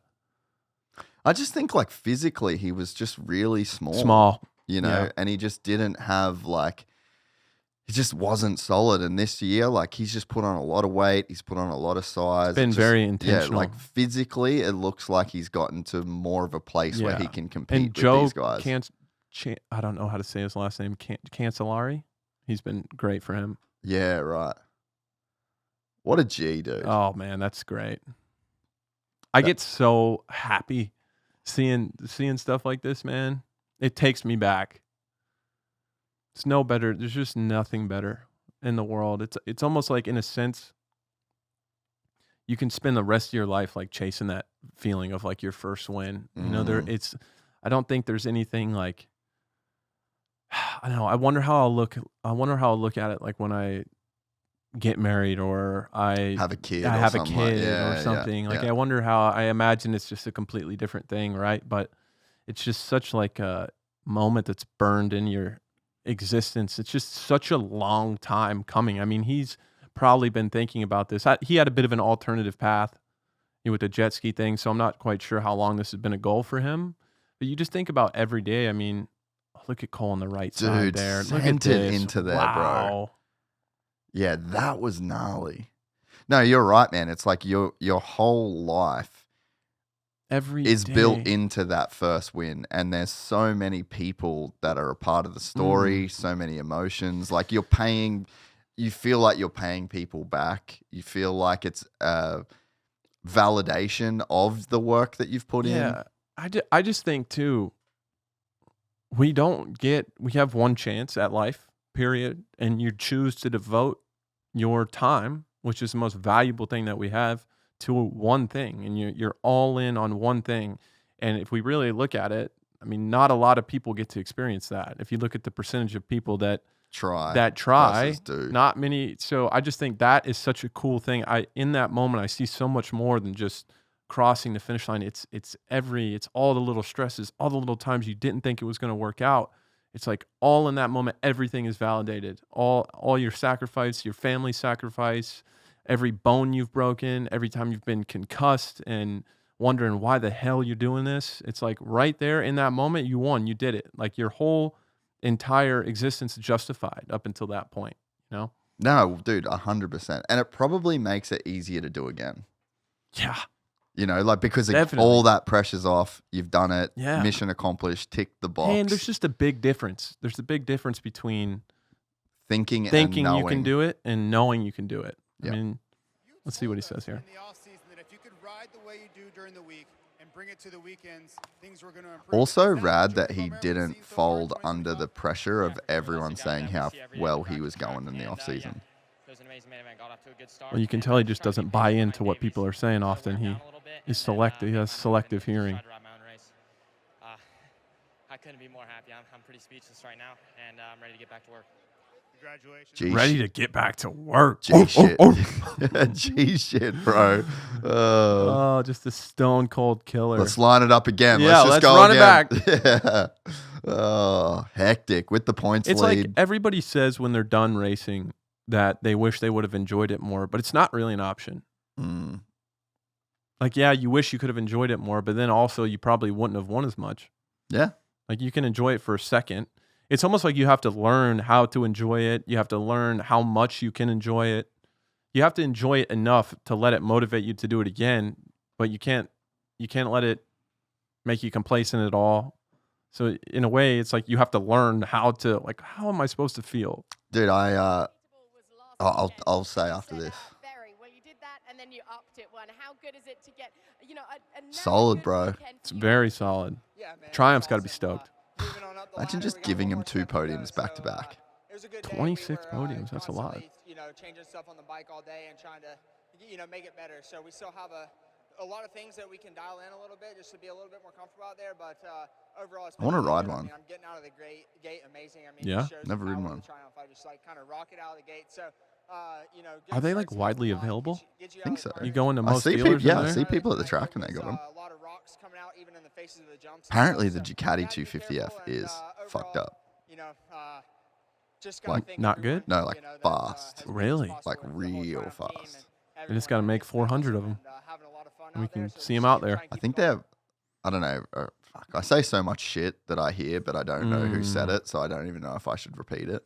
I say shit too. Yeah, but I heard them saying they want to. Maybe we were talking about it with MC, but they want to they're like, could we just make 100? 200 or 200? I think it was 200. That should be fully a thing, to entice new manufacturers in. Hey, make 200 of these things, and you're in. But it's only for maybe 2 years or something, and then after that, it's 400. Like just to entice people to be able to do it, you know? I think it'd be hard to get all the other factories on board because they all had to do it one way Yeah, I know, but for the sake of progress. yeah. Yeah. All right. Every other piece of the puzzle is I'll the entertain the speed, thought. qualifying times. Is there something specifically on the starts of that first Pissed lap off. that's holding you up? Yeah, not stoked. Yeah, first off, congrats to Juju. That was a good race on him. Man, I just, embarrassing, man. Sorry you guys had to watch that.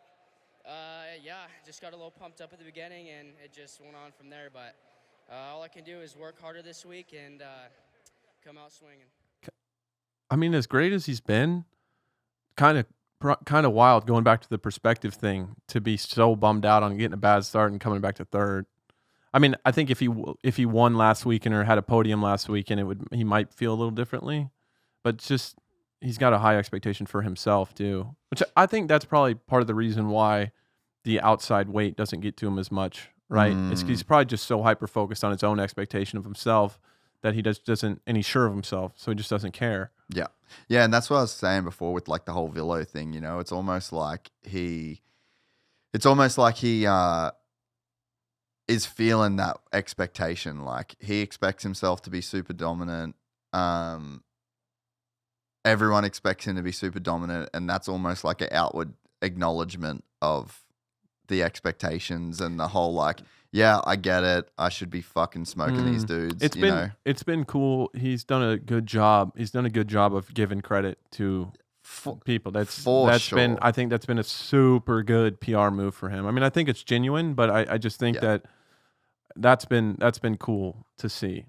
What you're saying before, it's so funny that I was literally writing in my journal about that today. Like just the last couple weeks with like the A1 thing and then Eli and like doing the pod. And it's like, I feel like it's everyone was just like, dude, congrats. This is great, blah, blah.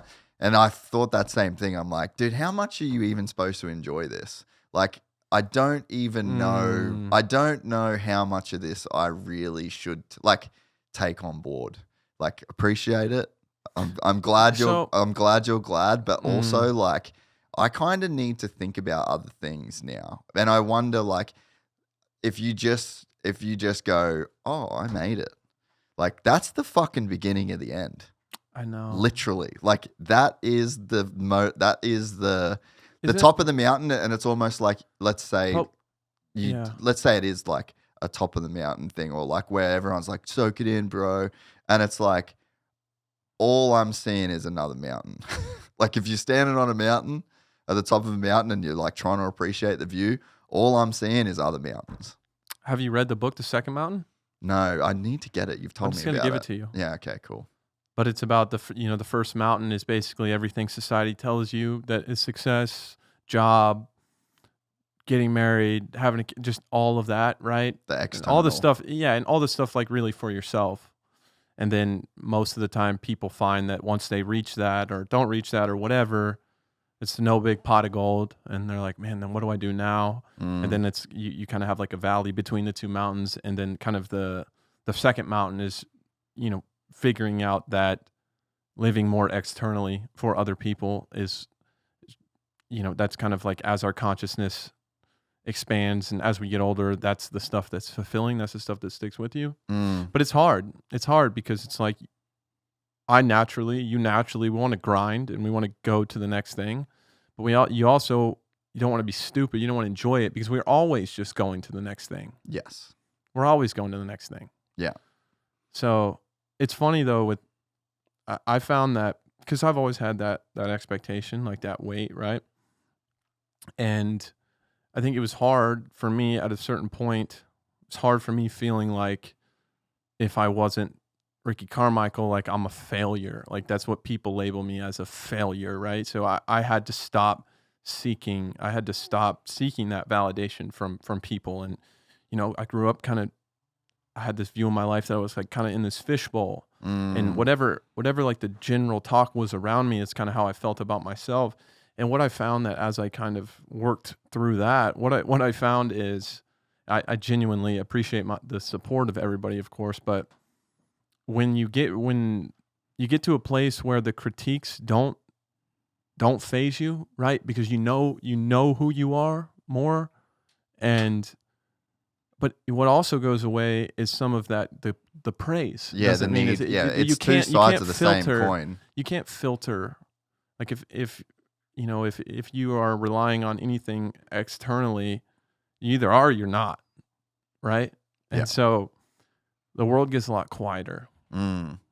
Yeah, no, it's just it was just a weird moment where you just like, yeah, okay, that's like what this is. And you could see that some people would choose to just stay in that moment and just like, cool, this like putting the flag in the ground, just like sitting there. Other people don't enjoy it at all. Some people enjoy it for a bit, move on to the next. Like it's such a weird, it's such a weird fork in the road to get to in life. Because one, and we'll stop talking about this when the gate drops here, but yeah, it's like hustle culture, and I like that's honorable to me, right? Like always be moving forward, always grinding. Like that's kind of how I feel internally when I see other people. I see guys that aren't satisfied with their success and they move forward. Like I see that and I'm like, hell yeah, that's awesome.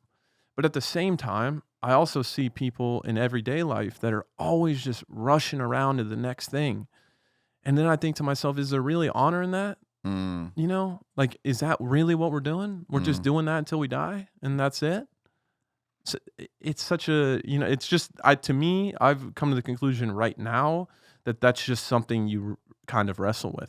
Yeah. Right. There's always going to be some push and pull of like, oh, maybe I'm a little bit too like obsessed with this, or like maybe I'm a little bit too grinding towards the next thing, right? I go through phases. I go through phases too where I'm like, man, I really want to be like, I want to call the Super Bowl one day. Like I'm gonna, you know, and then I'm like, man, well, you just got done with this thing, like. Yeah, let's chill. But gate drop. Here we go. Gate drop 450. One of the best mains of all time. Ferrandis. Oh, and you see Webb Cooper give him that little bump. Yeah, just a little blip of the gas. That's all that was. That a little is lean. I did not see that. That live. was like dirty clean. Yeah.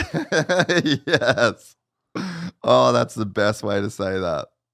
Vince, man, how did he do it? I just don't know if I can. I just don't know if I can say good things. I think I can tell you this. When I was really slow last year and I was racing, there's no part of me that wanted to get a good start. Because you don't want to have to go backwards like that. That's scary. That's what blows my mind. That's scary. Just put me back there. Put me back there with the guys on the same second as me. Yeah, let me be where I need to be. For real. That's like starting a marathon on the front row. So did you see, we see the crash here from Chase. I thought maybe somebody hit him, but that's just dragging that's just feeling a little chaotic in your mind at the time. And you're thinking, oftentimes when you see a rider fall to the inside, it's because he's anticipating his next move. Like he's rushing ahead in his mind. Yeah. But Ferrandis almost landed on him on the triple. I don't know if you saw the playback of that. Yep. But shout out Dylan. I put it on my Instagram. Chase rolled the triple at the last second, and I'm sure that scared him. Oh, yeah. That would have been. Remember Ryan Marias and Trey Kennard. Happened Dodger Stadium 2012. Happened right in front of me, bro. That was not good. No. Shout out Trey Kennard, just why we're here. He's awesome. What a dude. He's awesome. He's got a podcast too, everybody. No way. Yeah. Let's Check it go. out. I don't know what it's called. What's it called? All 41? All for one? Yeah, all for one. That's sick. Trey Kennard podcast. He's a dude. I'm getting on it. He is a dude. All right, so Here we go. Yeah, Webb, HJ, Roxon, Stewart, Tomac, and watch Jett this right here. 6. This is crazy. You know what's all right? So, correct me if I'm wrong, but nobody was going outside and making that double across the start work before this. Everybody that went outside was landing before that and popping two and then going out. So this is a new line. Well, standing up through the worst. Standing up through the worst. And one of the things that's crazy is Eli runs the back. We've talked about this. I'm sure you've talked about this. But he runs the back of his bike very tall and stiff because he gets on the gas really hard in the middle of the turns, uses a lot of clutch, and you don't want the rear end to squat down because that lifts the front wheel up and then it makes you push and makes you basically not be able to finish your turn. Yeah. So he wants to be able to finish his turn. But one of the positives of having the bike a little taller in the back is you get more of that pop. Remember when we were talking about Anderson in the heat race? His rear was low and dead. Yeah. When it's low and dead, you're not getting any pop, right?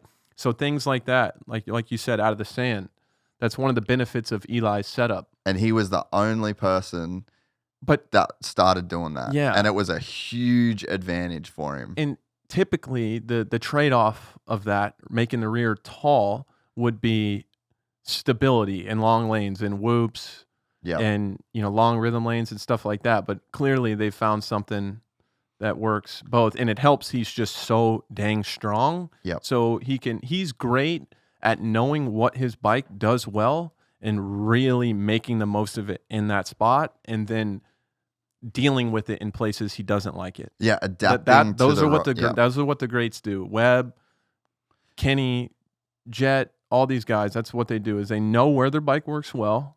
They hone in on those areas, and then they limit the damage in other places. Yep. Yeah, 100%, bro. The wild thing as well is that Tomac and Jett were pretty much together. So Tomac had already not passed Jett. I think he was in front of him, but they were like on each other, wheel to wheel. So this isn't like Jett came from Jett kind of had to get into this. Jett had to kind of work his way into the main. I think. Like, he really is like that most of the time if he's coming through the pack. Like, he takes a few laps. I think that when the bike is still, of course, they can't fix it all in 1 week. It's still coming around a little bit, right? So what I saw is somebody that was learning the limitations of his motorcycle the first, 5-6 minutes of the race. And then once he kind of figured it out, he's like, okay, I can push here, I can push here. 1,000,000%, bro. I think that's exactly what he does in most main events. Dude, did you see on the triple at this lap, Eli, you could see him clutch. You could see him clutching up the face. I wonder what it's like to come up on your brother at like the top level of a sport. Isn't that's just cool to me, man. Oh, I think that's so cool. It's underrated what these very two underrated. Do. We just don't talk. I mean, I think it's just like anything else, right? It's sorry to cut you off there, but it's just like normal now. Yeah, I was going to say you just get used to it. But there's no other sports right now that I can think of. I still think Jett. I still think they're searching for traction in the rear end there. Go ahead. Go ahead. Go. The only difference that when I left here, what I thought was this was a mano-a-mano race between two of the fucking greats of this sport, and the difference was Tomac was completely in tune with his motorcycle, and conviction. He could give it the extra bit whenever he wanted. And Jett was having to hold back a little bit. Now, that holding back meant that he was the difference of like 0.5%, you know? Even there, Jett skimmed the right side of the whoops, and I know they're a little messed up, but he's really good at hitting every whoop with his front wheel. He's really, really good at that. And I've just seen him so far this year. He's just skipping some whoops. So what that tells me is he's not getting a lot of forward drive with the rear, or at least not what he's used to. Yeah. Yeah. Dude, standing up like his the legs, entire man, way. He could deadlift a Dodge Ram. Oh, bro. He said some... Ooh, Kenny, a little late. He said some shit on the podcast that just made me like... I just had to shake my head. You see how he gets to the inside of... Like, this is one of the things his bike does so well because that rear's tall. But he's just able to get... He finds these little spots of traction. You see how he's just inside of Kenny's line there? You watch him watch kind of throughout the track. He'll get just to the end. See, again, right there. Just to the inside of where... Just cutting off track here, cutting off track there. Bro, he was hitting that single. We were sitting just like, so when you hit the single to come back across the start straight out of the right-hander, we were sitting up there and like, so that was my view. Bro, it was crazy how committed he was to that. And he started going wider and wider, and he was getting bucked, dude. And like, he was jumping 3/4 of the way across that straight. Did not give a single fuck. I could not believe it, bro. What? Yeah, I just think when I was just taking some notes today, just going through some of the storylines, just thinking, he just, God, he gets so much like drive off those tables. and like pops off of him, right? And like it's just those little things. Like Ken just barely clipped the table. He had some crazy lines late in this main too before that triple. What I like about Eli's bike and the way he sets it, wow, he literally stood up around that whole way. turn. Yeah, the whole way. Which is such a load on your legs. People that don't ride all the time. Wow. Shout out Cooper too. He threw up before this main event. JB told me he threw up. And he's just... And dude, the two now. races that we've had this year, he's been right there. And I know he was hurt in the off season and he's sick now. Like he is gaming right now, dude. Gaming. Fully 4-3? 4-3 yes. When you're sick in this field? With not a great off season. Yes, and this is like a great... See that outside? Yeah. Look how far he's jumping there, dude.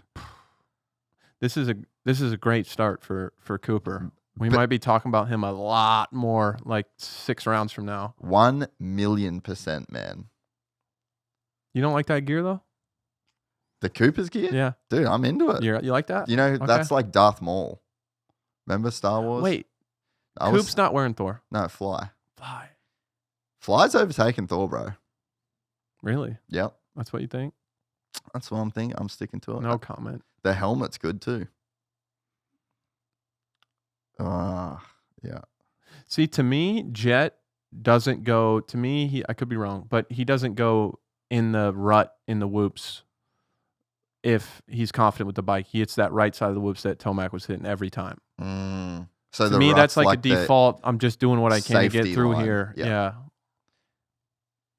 Because I think if he mastered that right side of the whoops, I think that's where that's his main spot on the track where he was. But this is where I thought maybe the race was going to go in Jett's favor because Eli raced forward the entire race until he got to Cooper's back tire. And then Coop is able to raise his intensity a little bit, and he's kind of kept him there. Cooper is just really, really hard to pass. He's so smart. God, he stands around that turn. Look at that. Bro. Jett had a really good run through there too. But we're 10 minutes into this main event, dude, and look at these three and the pace they're running. Eli kind of stalled out when he got to Coop, and then he kind of started riding his race a little bit. But then he gets around him and he gets right back. He almost finds his intensity again right away, which sometimes after you've been riding behind somebody, it's hard it takes you a couple laps to really find that again. And right here, he's like, he knows this is Jett. Yeah, for sure he knows this is Jett. And he knows he's got to go to a new level. I mean, think about the 10 minutes he's put forth so far in this main. Like how good it's been. And you have somebody behind you. You're hearing his bike right behind you. You're seeing glimpses of his fender. And you're like, okay, I got 9 minutes left. And I got to find a little more. And I got to do it perfect every time. God. I mean, a combination of sprint pace and lack of mistakes, that's what impressed me the most. Is there wasn't really too many moments where... And to keep the composure when we get into this little situation that we're about to get into. Oh, yeah. That could have been like game over. Jesus, take the wheel. I can't believe that he just doesn't rail the dude after the race too. To me, Jett right now, he looks like he's kind of like taking a breather.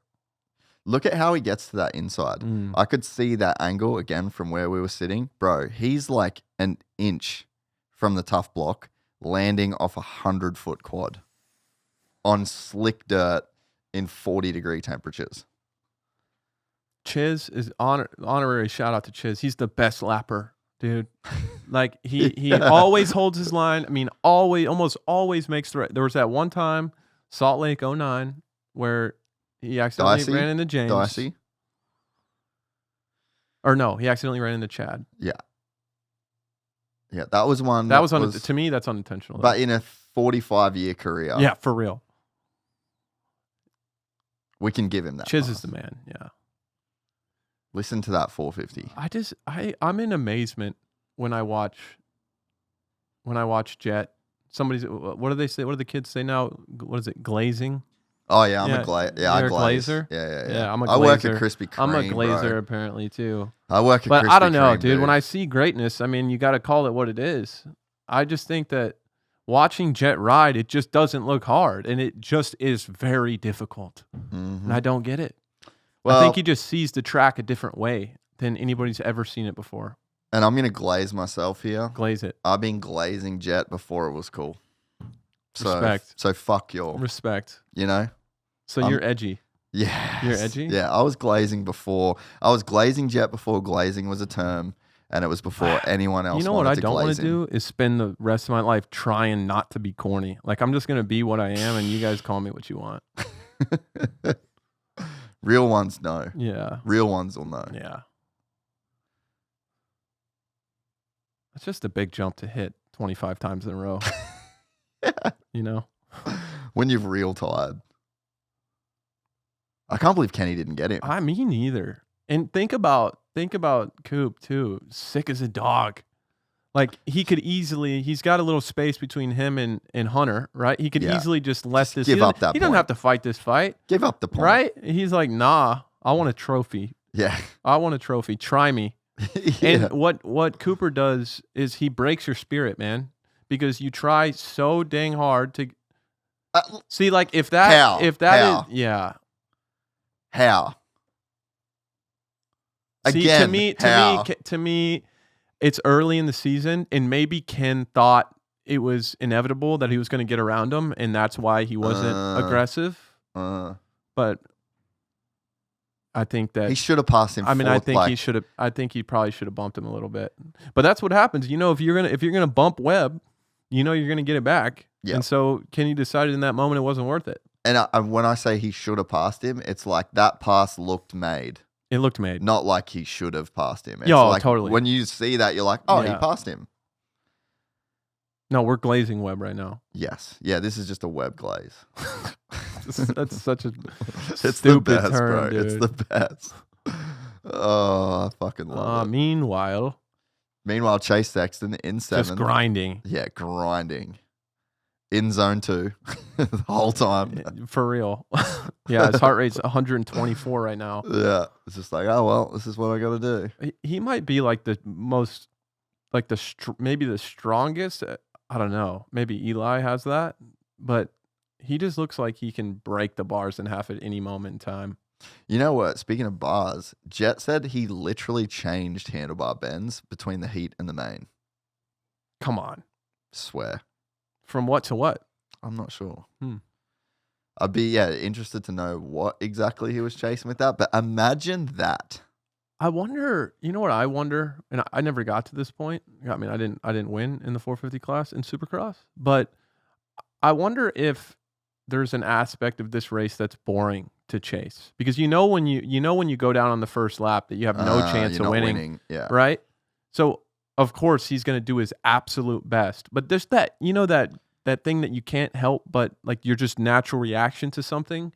I wonder if he's a little bit like, meh. Yeah, well, I'm probably going to get 6th, 5th tonight, or maybe he's thinking if he rides well enough he can podium. I feel like that's out of the question. Right? Like at this point where the sport is. Maybe last year. Maybe the year before. A weird race. Yeah, maybe like, something. Like, these two get into it and they tip over, or a million things can happen. That. All right, here he comes. The great man. I like how Jett stays low there. So look at how viciously these blue flags, like that blue flag damn near hit Vince in the visor. Yeah. And he's still quadding in front of Eli. I can't co-sign on this. I mean, as a frequent look at the blue flag. As a frequent lapper, this is what we were like. I just don't understand the lack of awareness. No, that's a lack of respect. That's not a lack of awareness. That's lack of respect. I'm going to do what I want. Yeah. I'm going to do what I want. You guys figure it out. Look, and he's still all over, like, still just right there, like damn near touching Jett. To me, yeah, that's just do whatever. I mean, I'll put it to you this way. So most guys out there, that are that much different in pace from the leaders aren't even gonna like be that stingy when they're passing them on the same lap, because they're just not. It's not really beneficial. You're better off not making a big deal about them getting around you, so it doesn't have to be this aggressive move, and you can kind of catch a toe for a little bit. It's just more efficient to do that, right? And so it's just unnecessary. And there was no one behind Vince. It's just So there's no one. It's not. He's not in his own battle with like someone. But even if you are, It's still not it just goes excusable. back to etiquette. Yeah. Some people care about etiquette, and some people are like, he's obviously comfortable. You know, I've never really had a problem with Vince. He's always been cool to me, and this isn't on a personal level. This is as a racer, right? Yeah. I mean, it's just some people care about etiquette, and some people don't. Yeah. Like That to me, he's obviously comfortable being disliked. Yeah. That to me, it's just, again, not personal, but that looks like just a complete lack of respect for the race that's going on, Dude. the sport that you're in. Maybe I was too worried about it, but when I got blue flags, I'm like, Yeah, that's panic. Like, let's move out the way. The thing is, Nick would get mad at me. Really? Oh, because I would like come to a stop. Yeah. He'd be like, dude, you could have gotten 10th. You Let's let find a 4 happy- dudes pass you. Let's find a like most happy of those middle. mains, I got like 16th. I could have gotten 9th or 10th, but I'm just like, no, dude, I'm not gonna screw somebody over right here. Which is, I don't know. I guess it's different because I was fortunate through my career too to like, you know, always have good support, and I made good money too. So I want to make sure I state that I was fortunate. I'm not. You know, wasn't riding for my dinner or my family's dinner, so it can be different, but Yeah. It wouldn't, like, dude, if this was one of the best races of all time, and we've been waiting 2 years to see this race, and if you were the guy that ruined that, like, just don't be that guy. Nah. Just for that. nah. For Eli to look at that standing around that turn. Gosh. And that's so solid through the whoops. And just for him to like really feel that pressure right behind him and had already put in such a good first half, and for him to lock in, I think he might be in the best shape he's ever been in too. Because even after the race, you know, most of the guys that win a heat race look more out of breath than he was when he first got off the bike. Dude, you don't do a 3-hour podcast the Thursday before A1 if you ain't fucking ready. No. Like, that is... I would have told you to beat it. That is the biggest... I would have told you to beat it. The biggest Flex. dick move of all time. I never do podcasts ever. And I'm going to do a 3-hour show. He drove here too from Phoenix. So he drove 5 hours to do the 3. Certified dog. Just like... Look at this. Look at the crowd too, man. Bro.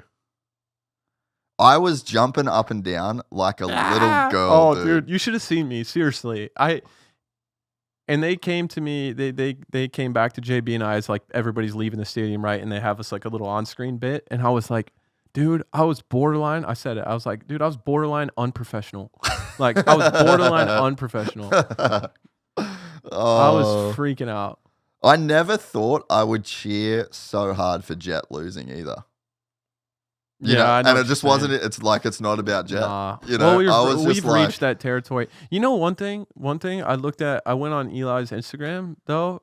I went on Eli's Instagram, and he posted something about San Diego. And I went in the comments because I was gonna like say good job or whatever, and it said he had like a bunch of comments, and it said comments limited.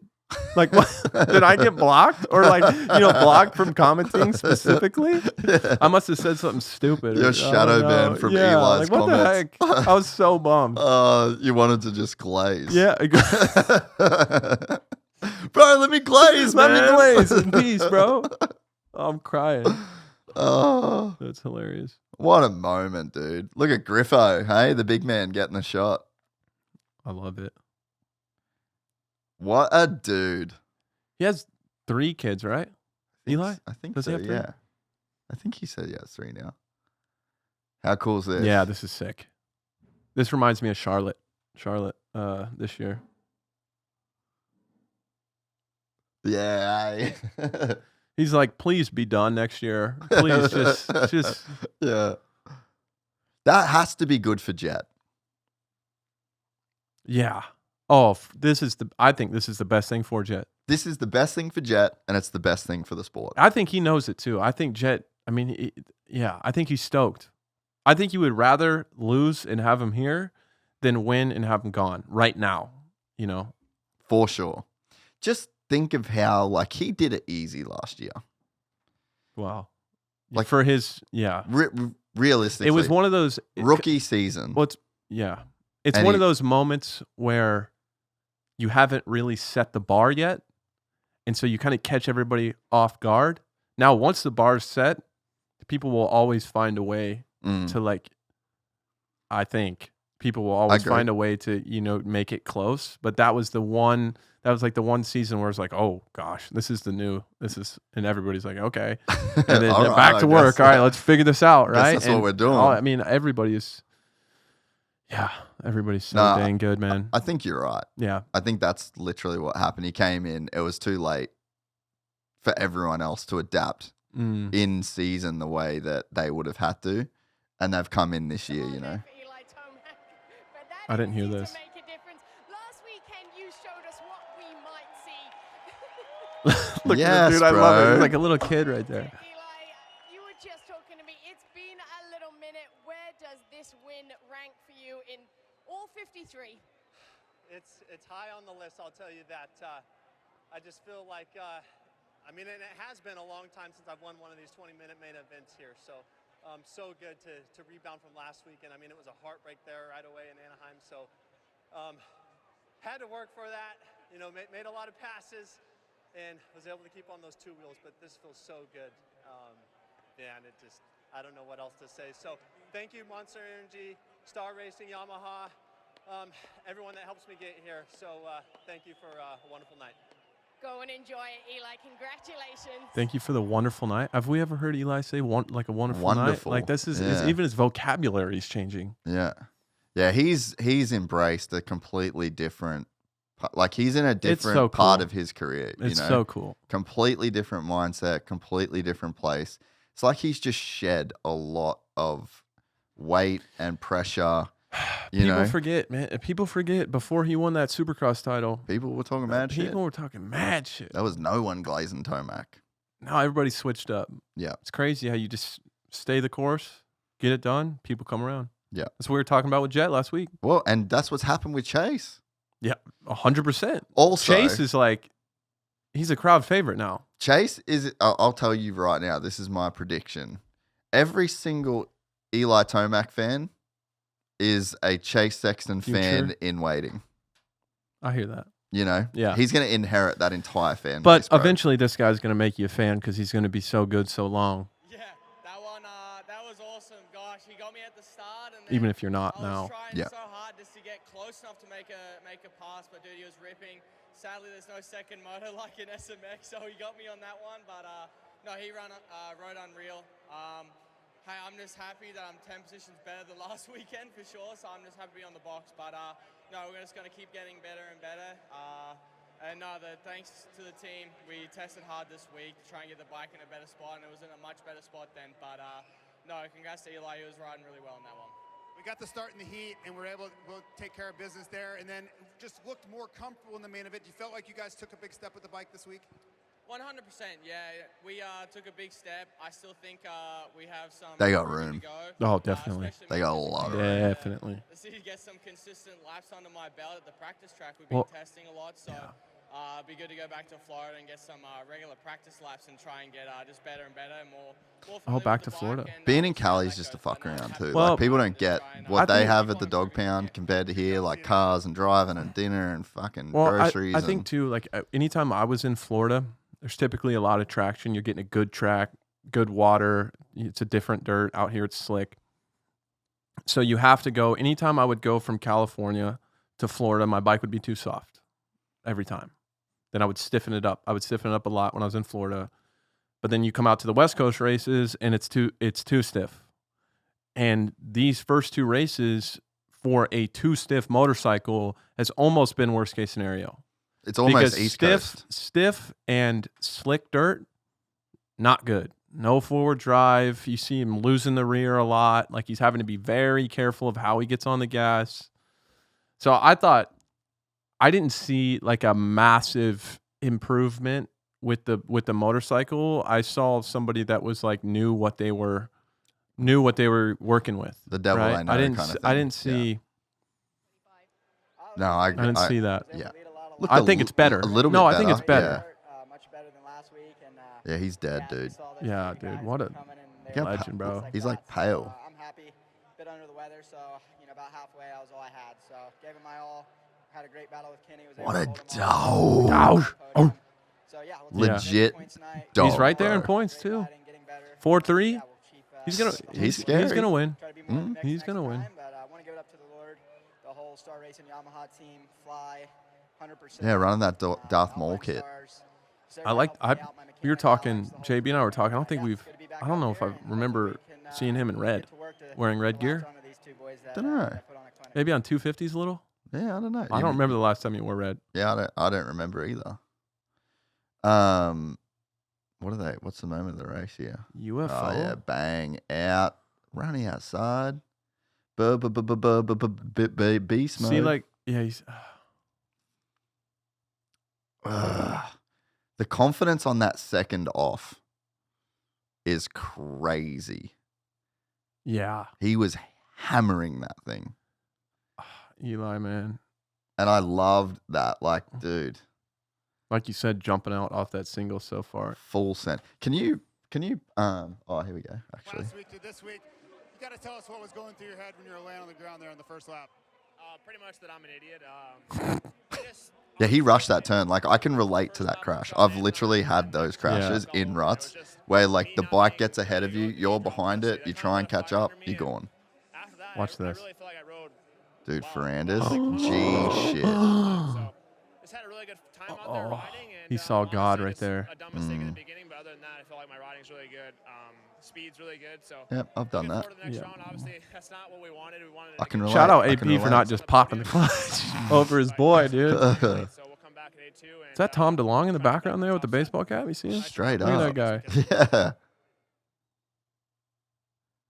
Yeah.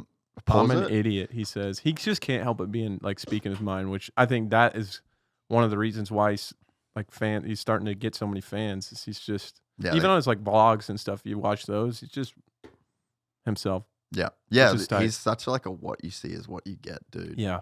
I respect that. For sure. Even if I don't like, and Chase obviously is my boy, even if I don't necessarily vibe with you or like want to be your friend, like with just our personalities don't coexist well. If you're yourself, I just respect that, you know? Yeah, you can see it. Yeah. Can you pull up the sector times? I want to see that. I want to see, because it was pretty interesting. Like, I wish maybe they did have that a bit more live than I thought.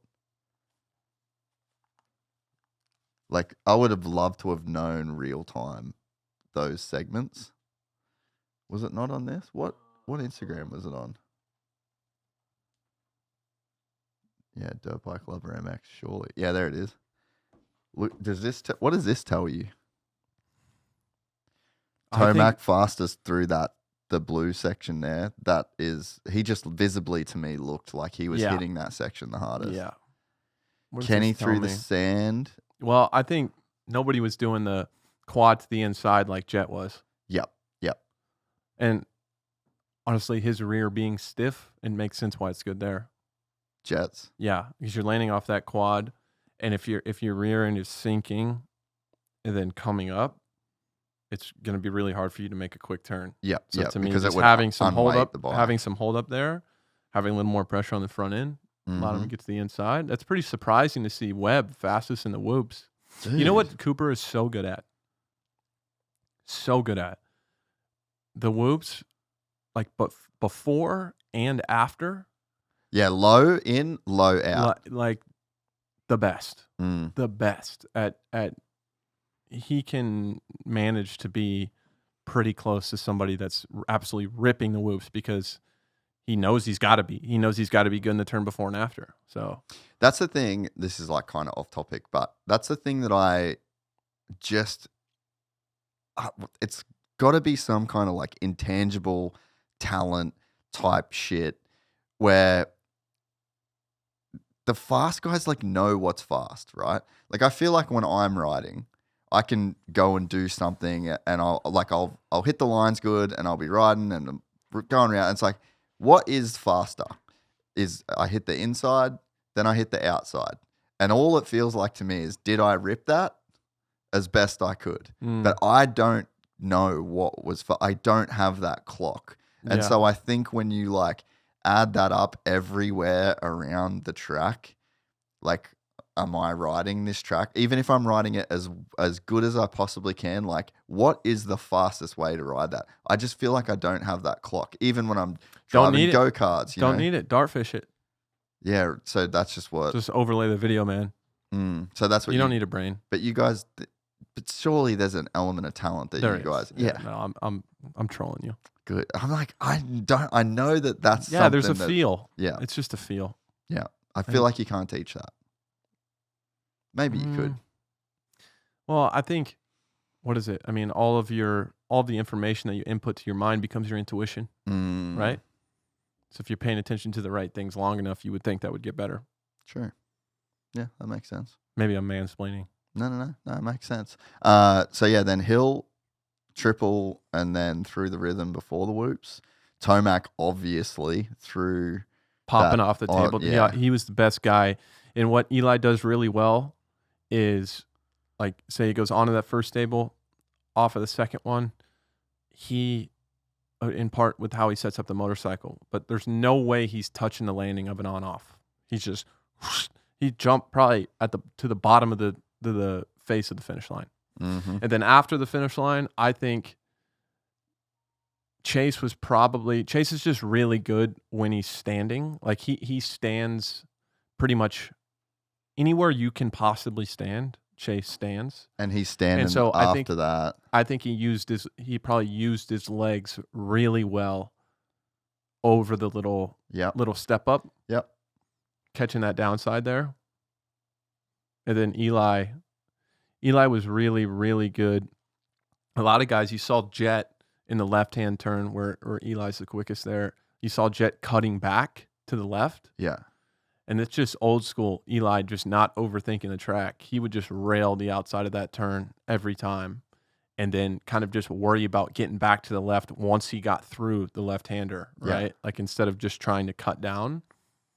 There was one lap where he railed that left-hander and the bike, like he had so much like momentum. It was almost like he just shot the throttle and the bike he just flicked it back around and he went so far wide and just yacht. He's got that feel. Crazy, dude. I guess he's on he's not on like a spec tire. He's running like a consumer tire or something. That's crazy, dude. I think that just speaks to like the uniqueness of how he goes fast. Yeah. I think that's part of what makes Eli is that you wouldn't really teach. You wouldn't really teach somebody to ride like that. You would teach somebody to ride like Jett. It's like an unorthodox style that works. That he's mastered in that. Yeah. There's not. Yeah, it's such a unique thing. Yeah, you know, play that shit. Shout out to Griff for getting this. For filming this, and then for bringing it up. Watch this, bro. Oh, he wheelies off the tabletop. Yeah. Look at how much more traction the dirt had in it. Oh! Mad skills, dog. Go back, bro. I could watch this. Oh my god, I could glaze this. Look at it, brother. Damn, brother. Damn. Oh. He probably just knowing Eli too. I mean, I don't know him well, but he probably wasn't like, oh, that was sick. He was just probably like... I'm going to text that to him and just be like, do you even know that this is the thing that you do? Should. You guys tight now or what? I think I can. You guys are tight? I think I can do that. Then you should have said the Monster Cup thing. I know. Dude, he was so like... Oh, it was hard to read. Yeah, no. It was hard to read. I bought him a book though. Really? Yeah. Yeah, recommended a book. Pretty forward of you. Yeah. You know what? Fuck it. You know? Exactly. Shoot or shoot. I'm like, bro... You're a fucking cool guy. Yeah, read the book or don't. Here it is. Well, so he was saying that the book that inspired him to get his pilot's license was this book called Skunk Works. And it's about like Lockheed Martin. And I was like, oh, I'm going to get that. So then I did, like I bought it. And I was telling him about a book called Chicken Hawk, which is like this Vietnam pilot, like a helicopter pilot. It's crazy. Like it was crazy. Really? So I was like, you know what? Just getting him that book. Sometimes you just It's going to be a regular? Sometimes you just got to be a friend to a guy. You know what I mean? Even if they don't want you to be their friend. Yeah. Sometimes you got a full court press. Sometimes you just got to full court press here. I've been a friend to you at times. And look at us now. Got me driving an hour and a half on every week here. That's it, bro. On the name of content, baby. I know. I'm stoked. This was fun. I like talking dirt bikes, man. I'm pretty stoked that they pay me to do this. Yeah. No, this is Hopefully cool. I think the people provide some value. Yeah, I was gonna say I think the people just like it, you know. Mm. What's on for the rest of your week? What is it, Tuesday? Well, I've been selling this townhouse. It's been the townhouse I was in kind of at the end of my racing. I moved to my golf course. Yeah. And so I've had that as a rental property. The person I had in it, like, it's not good. So I just was like, look, I'm just selling this thing. I'm still laughing at the friend thing. Sorry, bro. Oh, no. So it's just been selling a house in California compared to selling a house in Florida. Wow. I mean, I can't even amount imagine. Of like phone calls and emails and paperwork is nuts. So I've been doing that, and I'm just grinding. We're working on Raceday Live, just trying to make improvements. And yeah, I'm probably going to golf. Oh, I'm golfing tomorrow. Mesa Verde and Costa Mesa. Oh, are ya? Sick. Yeah, with my boy from the Red Sox, Jaron Duran, All-Star this year. Sure. I met him. We did a little meet and greet thing with them through Fox before Boston race this past year. So cool dude. He's in town. We're gonna golf. Yeah, that's it, man. Just living. Yeah, I always have something to do. Yeah, you are always doing comes something. up. Yeah, I'm always doing something. That's like all my boys, they call me. I'm always in the car. I'm moving. I don't know. Yeah, probably go to the gym. That's California. Yeah, like you can just do that. Like Griff's finding that out now. The big fella's pretty tired. Yeah, because we're just doing shit every single day. I saw Seth Hamaker under the Cowie rig this weekend, and I was talking to him a little bit, and he's at the Lawrence Brothers place now. Yeah, he was a California guy forever, and it was interesting talking to him because he's from Pennsylvania, East Coast kind of guy, and I feel the same. I feel the same way. Like Florida is so mellow, and here it's just like you can never shut your mind off to a degree, which I like that for me now. Like to be busy now and to be applying myself every day and to wake up with a purpose. I think that's really important for me just as I get my footing into this next phase. But I think, man, I start having kids, whatever. Yeah. I think I'm gone. Yeah. I think. Yeah. Yeah. I don't think I'm staying. Yeah. But yeah, man, I'm cruising. Life's good. Sick. What about you? Yeah, we got maybe RJ Hampshire tomorrow. Sick. Which would be cool. Sick. He's got a great story. Yeah. So, good baseball player. Is he? Yeah. Ask him about that. Okay. Yeah. Really good high school baseball player, apparently. I feel like he's one of those dudes. One of the toughest guys in dirt bikes. Yeah. That's for damn sure. Yeah. That guy can take a hit. So we got that. And then Anton Wass from Stark. Nice. Stark Future CEO. He's another dude. I've just actually become really good friends with him over the last little bit. He's a fucking cool guy. Really? Real cool guy. It's cool to see where they could go with that. Yeah. Dude, especially with the whole KTM thing. That's wild to me. Yeah. I wonder if you could see an electric bike in and amongst regular motorcycles, perhaps. You put like a horsepower limit on it. I don't know. Yeah, I wonder, Like, I definitely don't want to see a stadium full of them. No. That'd be kind of... That's not where we need to go. I mean, that's probably a thing. Like, imagine, Red Bull Straight Rhythm, right? Yeah. So, like, build a supercross track, like, in a city block. Yeah. Like, yes, well, let's do that. But I think that if they can figure it out, there's a place. There's a market for it. Well, there's a place where there should be like a factory team with 4 dudes. Yeah. Or 3, 2 sick. dudes that are on. A lot of guys the freestyle guys are riding those things now. See what Patrick Evans can do on that shit. Dude, that guy is disgusting. How do you even Disgusting. How do you even think that's real? I always just say, like, just do a 360. He did. No, I know. I saw that. I saw him doing the foam. I saw his videos. But before, like, when you're doing the whip, it almost looks harder to whip it. It's hard to go back the other way. Yeah, why bring I it still back? don't really understand that. I mean, I've thrown some decent whips in my day, and just the whole, like, physics behind that, I don't know. Seems out there, right? Yeah. But think about you could crack the throttle. There's no third gear, hit the limiter. It's like first, second, third, fourth, fifth, sixth, seventh, eighth, ninth, 10th. Like it just caps out at like you're doing 89 miles an hour. What if they can like put a 2-stroke sound or surely right? Like with the technology they've already does your utilized? Tesla have some kind of shit where you can like make it sound like a thing? No, bro. There's a Tesla that somebody said. I was hanging out with somebody recently, and they said that my Tesla is basically like a Prius. Oh, that had to hurt. I was like, what? Why? What? Yeah. What are you talking about? You know, McGrath rocked up here in a Prius the other day. The new Priuses are sick. We had that conversation when we were leaving last week. There was a Prius. We looked at his Prius, and I was like, dude, have you seen the new ones? Those things are tight. Show me the new Prius. They're sick. Is it full electric? They are full I electric, don't know. those things, I couldn't aren't they? tell you. Prius. 2024 Toyota Prius. Yeah. I just give me love that. Or give me the 25. MC rocked up and was in the Prius, and he's like, dude, look at this thing. Yeah, go. Sorry to cut you off. No, he was just like, yeah, dude, I don't want to wash my truck and this and that. He's Come like, on. this thing gets Look at this. 36 miles. I'm pretty sure I like that. Jason, I'm pretty He sure has one Jason too? Anderson drives a Prius. Yeah. That tells you that you're a fucking confident man. Right? When you just right? Yeah, like there's no ego going on there. You fucking I think it's so funny that like there's some hardcore dirt bike fans that are like they're so bummed on my Tesla, bro. They are so bummed. I have an F-150. I have an F-150. It's in the driveway. Gas is too expensive. Gas is expensive. It's expensive. I mean, I do take it like if I got to, I don't know, drive to LA and back or whatever. But anyway, I don't have a Toyota deal. That by the thing way. does I just think good. Look at that white one. The below that. I'd rock that. That's solid. I'd rock that. That is solid. Bro, I tried to buy a Tesla here. I agree. For the record, I agree. Yeah. I fully would run one of those.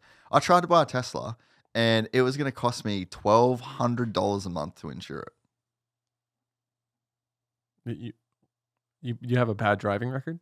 No, because I'm fucking an alien. I was like, brother, this is more than the payment of that's the vehicle. Whack. Like, what are we? That's whack. What are we up to? I would drive a lawnmower before I did that. Yeah, so I went and I bought a $5,000 Ford Focus for the wife. Tight. And I was like, tight. This is That's where sick. we're at. That's sick. We ain't at $1,200 a month insurance. You know what? I think I'm going to sell my Tesla, and I've been talking about this for like 6 months. No, probably a year and a half. I want a nice truck. I just refuse to. I have such a hard time spending money on a depreciating asset so hard. What's a nice truck like?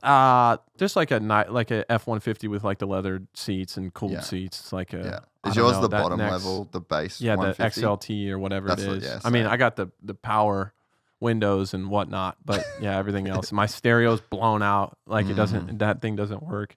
So I think I'm gonna sell. I bought the F1, or I think I paid cash for the F-150 like 10 years ago. But I want to sell that and the Tesla and just get one nice truck. It's just me. Like I just need, give me one like truck that gets about 28 to the gallon. Yeah. Yeah. No, I'm in. You're in? I just bought mine. I just bought a F-150 the other day, and it was same deal. I had to pay cash because of the whole fucking thing. But yeah, it's literally the XLT. But I'm so fucking pumped as an Australian. Like we don't have, like we just got F-150s, right? To buy an F-150 in Australia is like 150 G's, bro. No way. Yes, dude. So I wonder if it'd be cheaper to buy one here, put it on a boat. Left-hand drive. So there's a thing. That's tough. Yeah, you have to do the conversion. It's about 30 G's, and then like the shipping. And there's people that's what people used to do, dude. The F-150 market in Australia was crazy. Really? People used to sell them for like 200 G's because they'd buy them here, do all the work. Like there was companies that just did that. It was crazy. I bought a motorhome for like 500 and 1,000. yeah, in end of 2020. I sold it halfway through 2022 for like 550. I made money on motorhome. Isn't that crazy? That's dope. That's crazy. That is crazy. Yeah, that's crazy. Dude, I could live in a motorhome. Like Totally. one of my ideas is at some point I want to get my own warehouse here so that I can build like a real big studio. Is this the top of the mountain? This is probably like this would be where Stop, I'd be like a rest stop on the way to I'd the be top. pretty stoked. Like I'm pretty stoked now, but I think like the continual like you know where the dog park trails are? You know where we like the trails we rode? Mm-hmm. So, you know, there's the warehouses that are like around that area. Picture this. Okay. Dope warehouse. Got the studio, bike build studio, editing bays, little apartment up top. So if guests fly in, they can stay there. And just a big old motorhome parked outside. I just go home to sleep, watch some TV. I like that. Have a gym in there, like a real gym. A real gym? Like a dope gym, jiu-jitsu, heavy bags. Just like build the biggest man cave and live in a motorhome. I would fully do that. That's tight. My wife would not love that, but she'd do it if I Where are we at on kids? trying. Love it. Love it. It's not that easy, dude. Bro, I spent my whole life tripping on getting a chick pregnant. Yeah, and now you're like, and now I'm trying, and I'm just like, you're like you're like doing all the tracking. And, yeah, I shouldn't have been this worried, bro. Damn. Like forever, like this is not advice, but that's the thought I'm having. That's crazy. I'm like the effort that goes in to like the tracking and the days and the time and the this and the that, and then it's like I spent a whole lot of time thinking about some shit that like probably shouldn't have worried about.